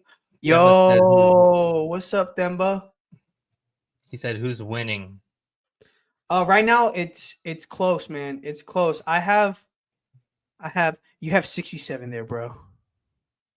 And Whatever. 57. You know what I mean. So what do I have? I have who do I have? Here, this is what you have. You have Usyk winning by we one both round? have Usyk winning. I have Usyk winning by 2 rounds. Oh, Fury's looking good. Usyk said, "Come on." Yeah. Fury landed a double hook. Oh, nice jab by Usyk though. But Fury needs to just keep coming on the front foot. Oh, nice count, nice straight. That's a great pick. All time. Roberto Duran got starched by Tommy Hitman, though. But he's the man. And he fucking quit. No mas. Hey, El Presidente, David Van Auken. Dave, are you watching the fight? Dave, how do you have the fight so far? They're playing Thunderstruck. Bro, that's a Tyson Fury round right now. That's a clear Tyson Fury round. Hold up. Take it over. All right, so we're through 8. That's a clear Tyson Fury round, I think. So right now, my scorecard, I think, is tied. So it's still a pretty even fight, man. It's still a pretty even fight. Right now, Tyson Fury is starting to come forward a little more, starting to become the aggressor. And you see Usyk is starting to kind of bait him a little bit. And that's how you know. That's a sign that Usyk has been hurt with those shots. The body work of Tyson Fury, when he does it, is definitely working for him. That right uppercut to the body, it just comes at such an angle that Usyk's not even at the guard that Usyk has, he's not able to block it. The lead uppercut from Tyson Fury, something that's very uncharacteristic of him, is also another shot that's going well. Usyk starts off fast. We're at round 9. Usyk starts off fast with a straight left, but Fury is responding well, man. Fury is responding well. Nice 1-2. Dave got it tied. Listen, I have it tied too, man. All these rounds, a majority of these rounds are very close. I think these are swing rounds, and people's scorecards can be like real close. But right now, like even the percentages, it's interesting. 46% landed for Usyk, 37% for Fury. This is our unofficial scorecards right now. I have it tied 76-76. Ray, the business has our official scorecards. Our boxing. Yo, you heard that they're doing AI judging for this fight? It's yeah, like I did. test, which I'm interested to see what the AI judging compared, because this fight. Oh, good body shot. Because this fight is so close that it's hard to score a lot of these rounds, right? So the scoring might be all over the place. Like there's like for sure, if this goes the distance, whoever calls this fight, like whoever wins this fight, they're going to be like, oh, it's a robbery on this side, robbery on that side. But I think with the AI judging, you kind of take a little bit out of I think you take that kind of out of the equation, honestly. I want to see though What they're looking for? afterwards. I Oh, want to see that was an interesting angle that he took. what that uppercut. Yeah, it got blocked though.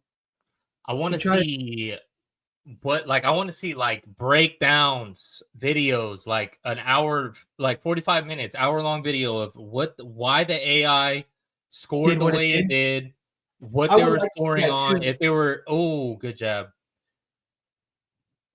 I would like Fury to see felt that that. too because then then we have like a clear formula of how Yeah, AI is kind exactly. of looking. Yeah, exactly. Can they tell like Oh, that was a how check. hard That the was a shot check was? hook. Oh, nice work by Usyk. Went to the body, 1-2, and then ended it with a straight cross. Nice uppercut by Fury Fury. walked into a jab. He like walked right into it, and he definitely felt it on his nose. Oh, nice. Damn, he threw a little back fist right there. I saw that. Oh, nice jab. A nice 1 upstairs, 2 to the body, 3 upstairs from Usyk. Oh, nice straight.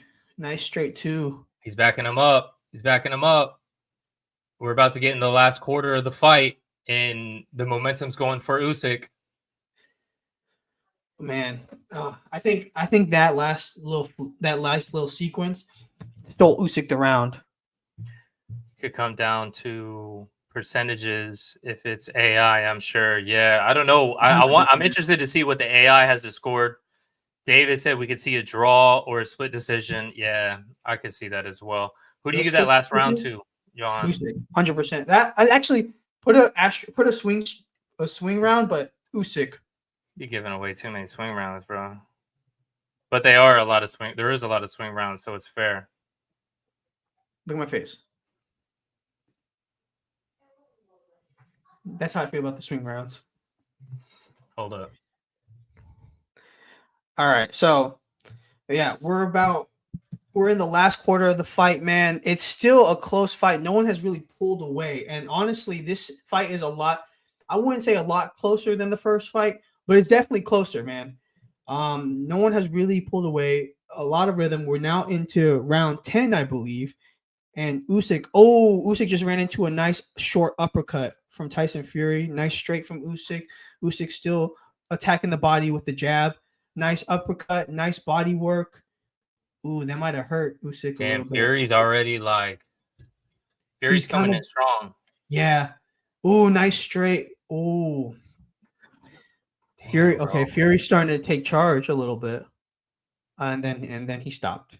Dude, I've had to pee for like the past 2 rounds, and I'm like trying to run to the bathroom and pee. But the issue is my piss stream is longer than 1 minute, so I'm like having to hold it, and I'm like literally like I feel like I peed my pants a little bit. Like I can feel piss in my pants. David said Usyk, Paul would give Fury a good fight. Get the piss out of here. All right, Santa Claus. John Lewis, you talking about Tommy Fury? Joshua's got Usyk up around 86-85. Oh, nice body shot. Oh. Oh, that's good. Fury, Joshua has the same scorecard as you. That sucks. I think I have Usyk Now up minus 130 for Usyk. It's minus 130 on the line. Oh, nice counter. That That's hurt. what I'm saying. I should have put the bet in.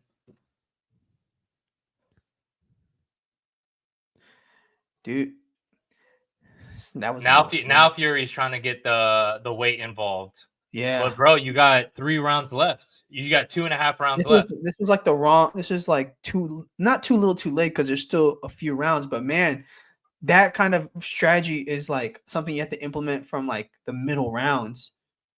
Yeah, and it's like, bro, with a guy like Usyk. He's saying Jake, not Logan. Yeah, obviously.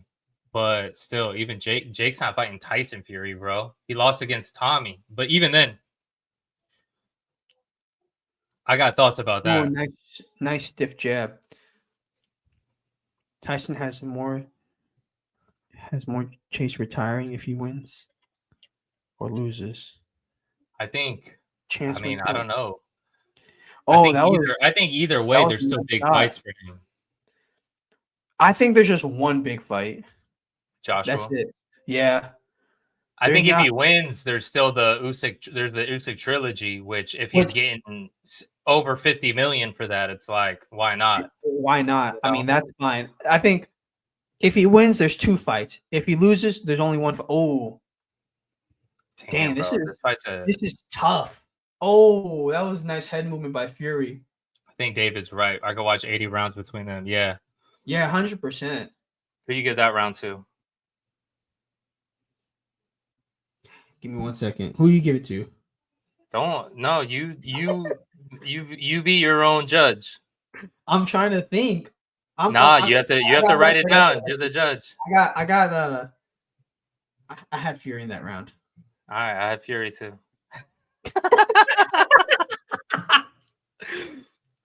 Dave had Fury too. Yeah, Dave said Fury. Yeah, I agree with you. So, Johan, you got it 95-95 going into the last 2 rounds. I got it 96-94. Could be 95-95 though. I'm not like married to my scorecard. You know what I mean? The thing is like our scorecards are not too far off. Yeah. The rounds might be defer, but like our Dean scorecards said that was Usyk. Fury has to get a KO to win. That's what John said. John Lewis. All right, here we go. Said, Jake Paul could fight Tyson Fury. Yeah, he did. David, this is so good. Yeah, I know, dude. I know. Nah, David, John, where you at? John, Where you at? You watching at home? That Tyson has to KO him. Because right now, if he doesn't win these last 2 rounds, he's not winning the fight. Great rounds. Great rounds. Every round is I think every round is elite. You know what I mean? You know what's crazy, right? Is that we went from we're here now, round 11 with elite boxing, great conditioning, and like an hour earlier we were watching Johnny Fisher and Dave Allen swing and get tired after round 5. Like round 4, yeah. What? Dave's at home with the kiddos. I feel Nice. you, bro. I feel you. Dude. Oh, okay. Oh, nice good body uppercut. work. That was good. That was good by Usyk. I like that uppercut better, though. Mm-hmm. Damn, I like that uppercut from Usyk, too. He brought his head down. When you can uppercut a guy who's 6'9", that's saying something. Yeah. Oh, nice. That was a nice little flurry right there by Usyk.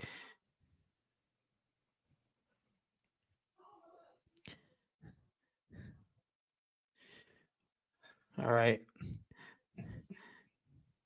Nice. 1, 2. Fury Oh, trying. He caught him Usyk with the damn. Fury's thrown a couple backhands, which I don't mind. It's like another straight left. Damn, that might have cut him. Dang. Oh, it did cut him, I think. Or he instantly touched his eye. Dang. Oh, nice body work. Body work. Usyk made a face. Ref Roberto Ramirez told him to keep it up. Oh, there it is. Another flush one. He said 3-4 to the body and then 4 upstairs. Dude, it's crazy to see how snappy his shots are. That was him right in the tracks. A stiff left coming in too. As he was it made Fury freeze for a second. Yeah, it's because it's because he caught him as like in traffic as he was coming in. Yeah, he did that earlier with the jab in like round like 7-6. Oh, that was good nice counter from Fury. Damn, Damn it! This fight is back and forth, bro. Oh my gosh, I'm gonna give it to Usyk though. That was an Usyk round. That's my pick. It's Usyk round. Usyk round. Ray's gonna go for another bathroom break. Who do you guys have in that round? Who'd you have? I had Usyk. I think that one, he cut Fury, which was the big thing. He caught him with a stiff left coming in traffic.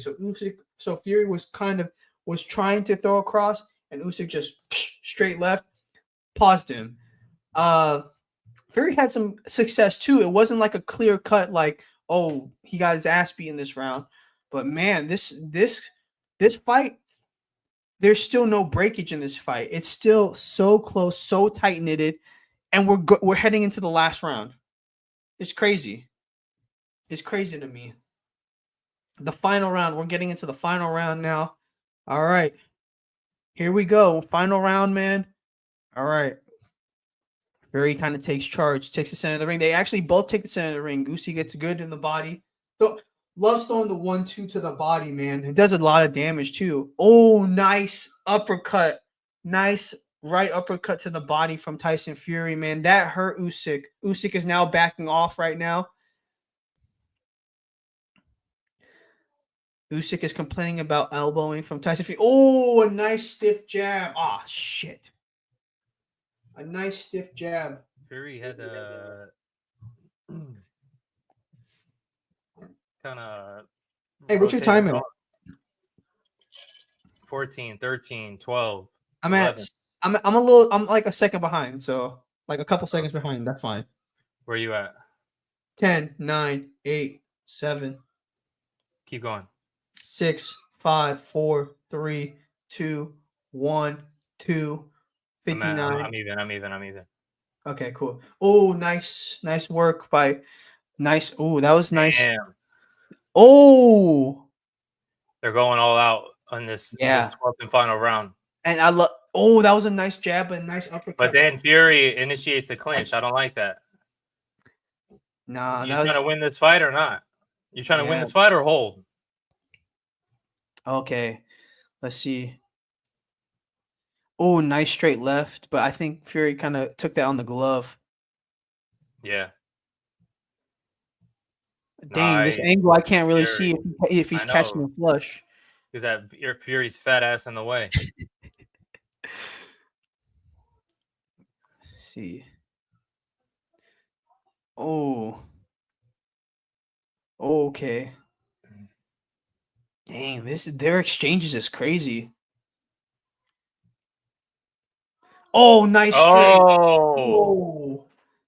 Usyk's gonna run away with this fight, bro. Oh, nice uppercut.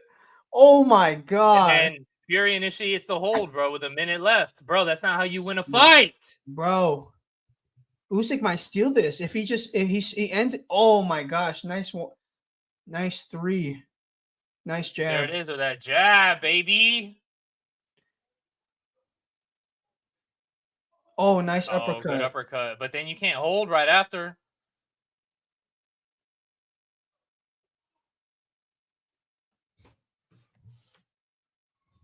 John Lewis said, easy Usyk victory.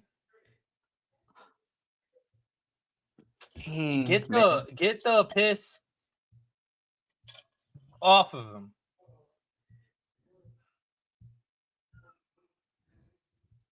Oh, no! Man, that's and then Fury, get your hand down, bro. Trying to hold him at the end. I think the championship rounds stole Usyk the fight. I think he sealed. So you get that last round to Usyk? Yeah. All right. So unofficial scorecards. Boxing Bananas is I have it 116 to 112, which could be 115 to 113. And then Johan has it 115 to 113. So I have 2-7. Huge weight difference too. Yeah, no, legit. It is. Literally. And Fury came in at like what, 281? 281, bro. And it didn't really help him at all, bro. Yeah, honestly. Like he had more success in the first fight. But I mean, they were like back and forth, which is surprising with the added weight. Yeah. But then again, Usyk also put on some weight. Did he? How much did he put on? Fucking 2 pounds? Maybe. Just not. Jai Opataya defending his title.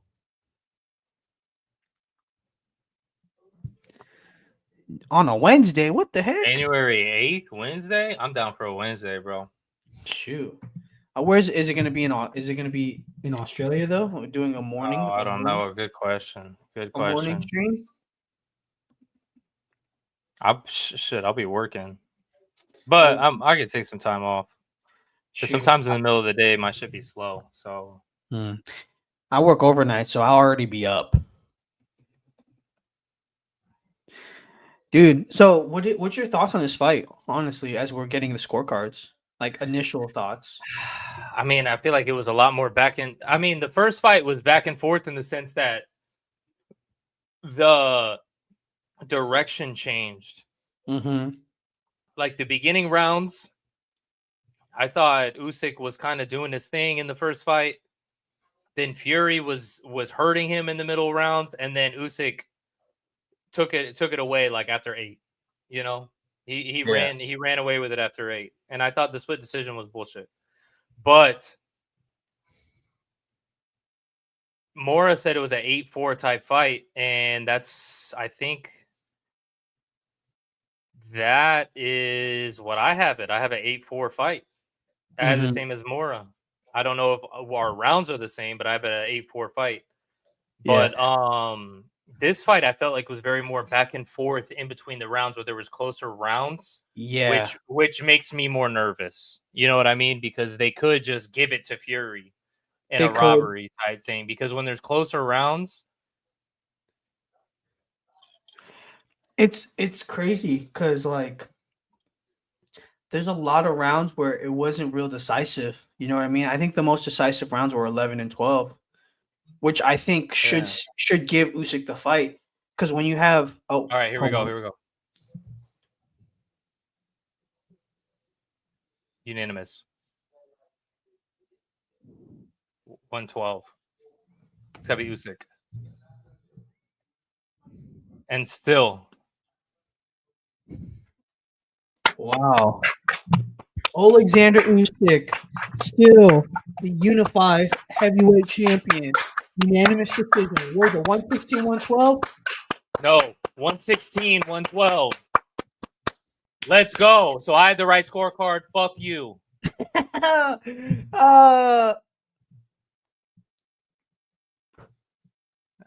Man, disappeared. Damn. I think that was the right scorecard, bro. No, that was right. That was right. I mean, those swing rounds, like I said, they're swing rounds for a reason. But you had it. You had it on the money. 116, 112. Yeah, but I'm interested to see what the official, and then like what John said, how does the AI have it? That's what I want to see. How does the AI judge have it? I wonder, are they gonna show that card too? They should within like the next like 20 minutes or so. You know what I mean? Yeah. They need to show that. Unless it's just completely off. You know, then it's like, all right, screw the AI. Like Chat GPT. 120, 101. Like what did y'all have it scored? Did y'all have it scored the same? Did y'all have it? No, this was for a second fight. This was y'all like must see it close to be opposite on 5 rounds. No, for sure. Yeah, I think we were literally on round 3 we were opposites. On round 4 we were opposites. Round 5 we were opposites. And then round 10 we were opposites. No, I'm tripping. I mean, no, that's 4, 5, and 3. 4, 5, and 3. Dude, AI judge had it 118, 112. For Usyk? Yeah. Wow. Damn, who's that? Adelaide Bird? Yeah, he had Adelaide Bird on the AI, bro? He had 10-10. He had 2 10-10 rounds. Oh, the first and the 12th.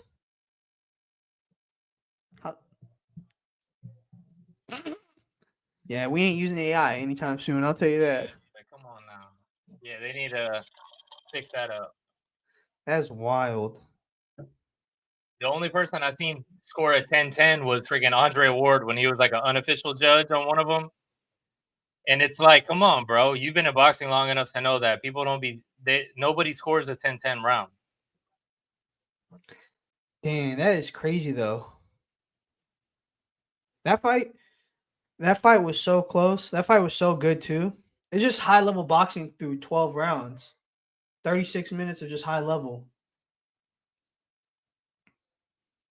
I agree.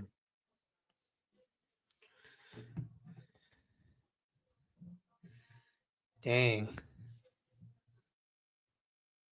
Are they gonna interview Usyk though, or what are we doing here?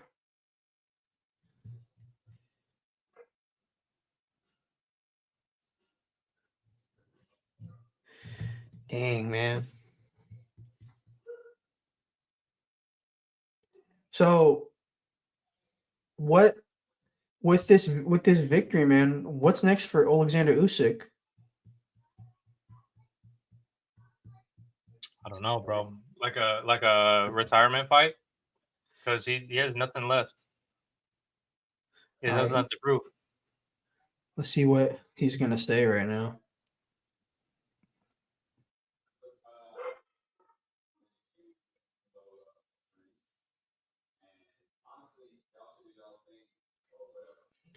Let's see.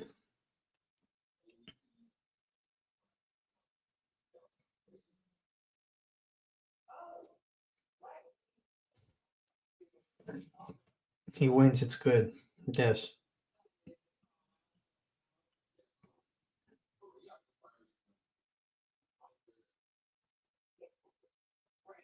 Clay said, "Who won? Usyk Usyk 8-4 won by unanimous on decision. all 3 judges' scorecards." Good show, guys. Thank you, John. Thank you, brother.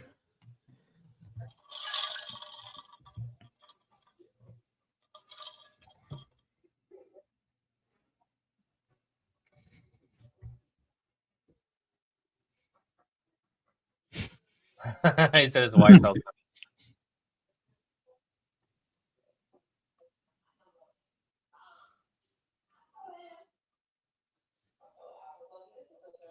Dang, his sons do judo?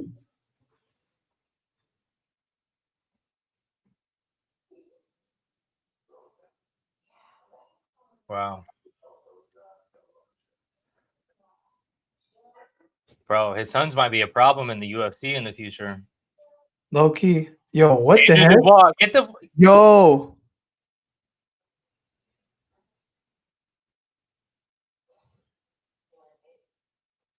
Usyk needs to tell him to get fucked. A robbery.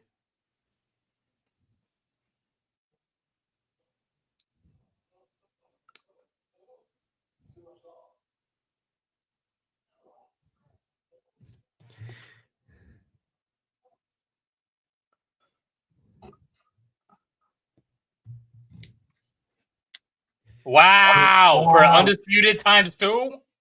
Dude, Dubois versus Usyk 2. I didn't think he would want to do that.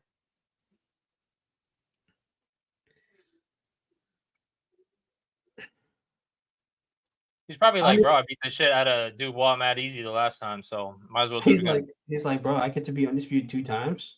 And he'll get paid a lot more Oh, 100%. with his excellency. Do you think Dubois 2.0 would pose more of a challenge, though? Possibly. John Lewis said, "What's your total of all split rounds went from to Tyson versus all going to Usyk? If they all went to Tyson, then Johan's scorecard would be a draw. Mine would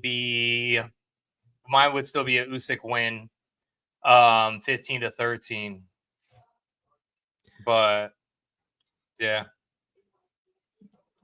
I'm glad I had this correct scorecard. I'm just interested to see what the judges had it, because it's like I could be like my numbers were right, my total was right, but you want to see what rounds they were looking. yeah. So I don't want to Yeah, sit that here makes and I don't want to jerk myself off and be like, oh, I had the right scorecard.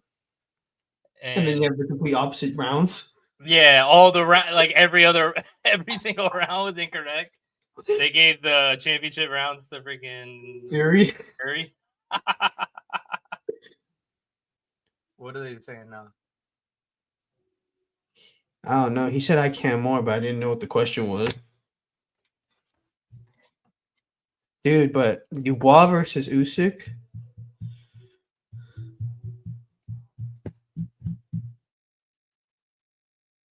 He said no problem. I'll fight Usyk or Dubois again. But Dubois has to get past Joseph Parker first. He can't look past Joseph Parker, bro. Because we're talking about people who are the best version of themselves now. Joseph Parker, man. Let's see what Frank has to say about Tyson.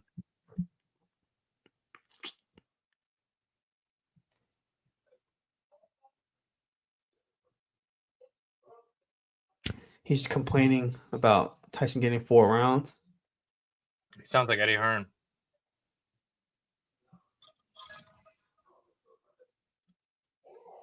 He's saying all different rounds.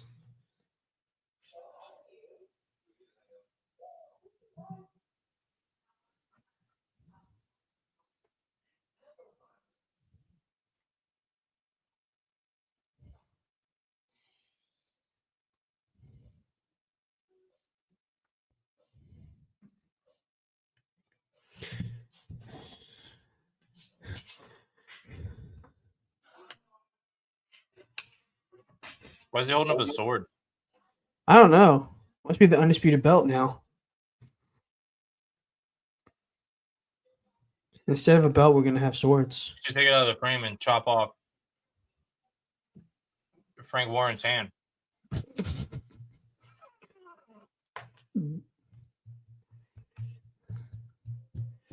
Dude, when is Frank Warren ever like not disappointed when his guy don't win? Same thing with Hearn. That's why they're homies now. Before they didn't like each other because obvious, but now that there's Saudi money involved, they're like, oh, we're best friends, and they probably realize that they're the same person, but just 30 years age different. It's crazy. That does bring up a good question, though. What is next for Tyson Fury? Usyk's been doing the Trump dance. Dang. He did it at like the weigh-in or whatever, or the press conference. He went like this. 28%.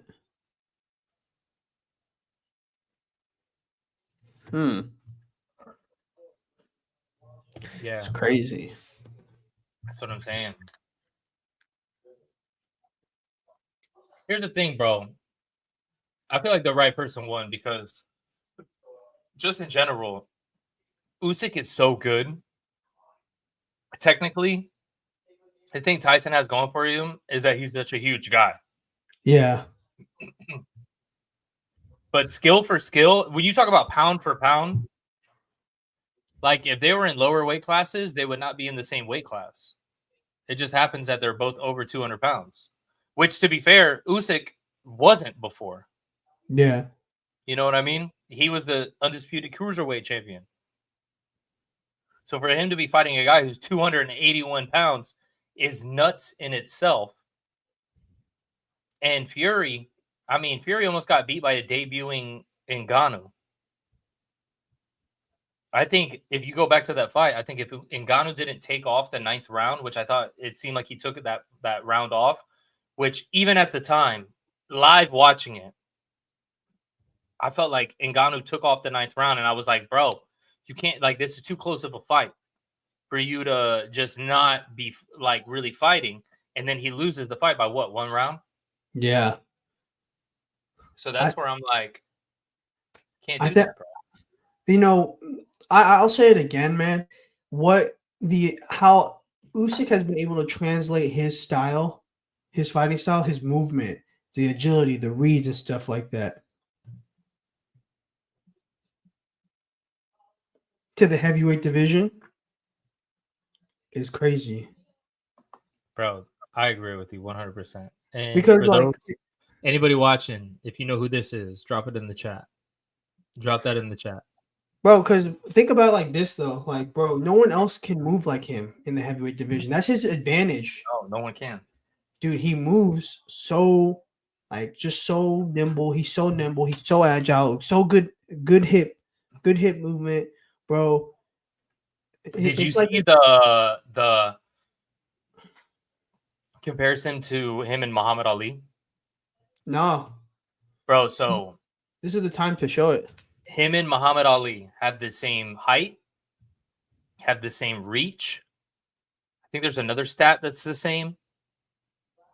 Obviously, they have different styles. You know what I mean?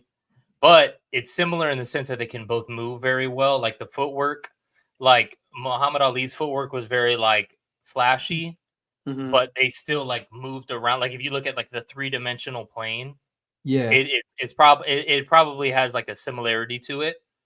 And obviously in the upper body was a different, style and movement as well. But also their birthdays are the same birthdays. They're both January 17th, that's which wild. which is crazy for them to have the same height, reach. I think like weight, like say, like I think they both had like the same weight, like they both weighed in at the same amount. So That's yeah, wild. that's crazy for him to basically be the same, because now we look at it in the sense that we think Usyk's kind of undersized, Yeah, but apparently he's the same size as Muhammad Ali was. that's crazy. It's kind of crazy to think though that man he because he does. It's like, do you think it's like a modern day Muhammad Ali, the way that he fights? I mean, I guess so. I don't You know know. what I mean? Because the way he moves around, the way he, I don't know, does this, that, the next. Let's hear what Eddie Hearn has to say. Eddie Hearn's live right now.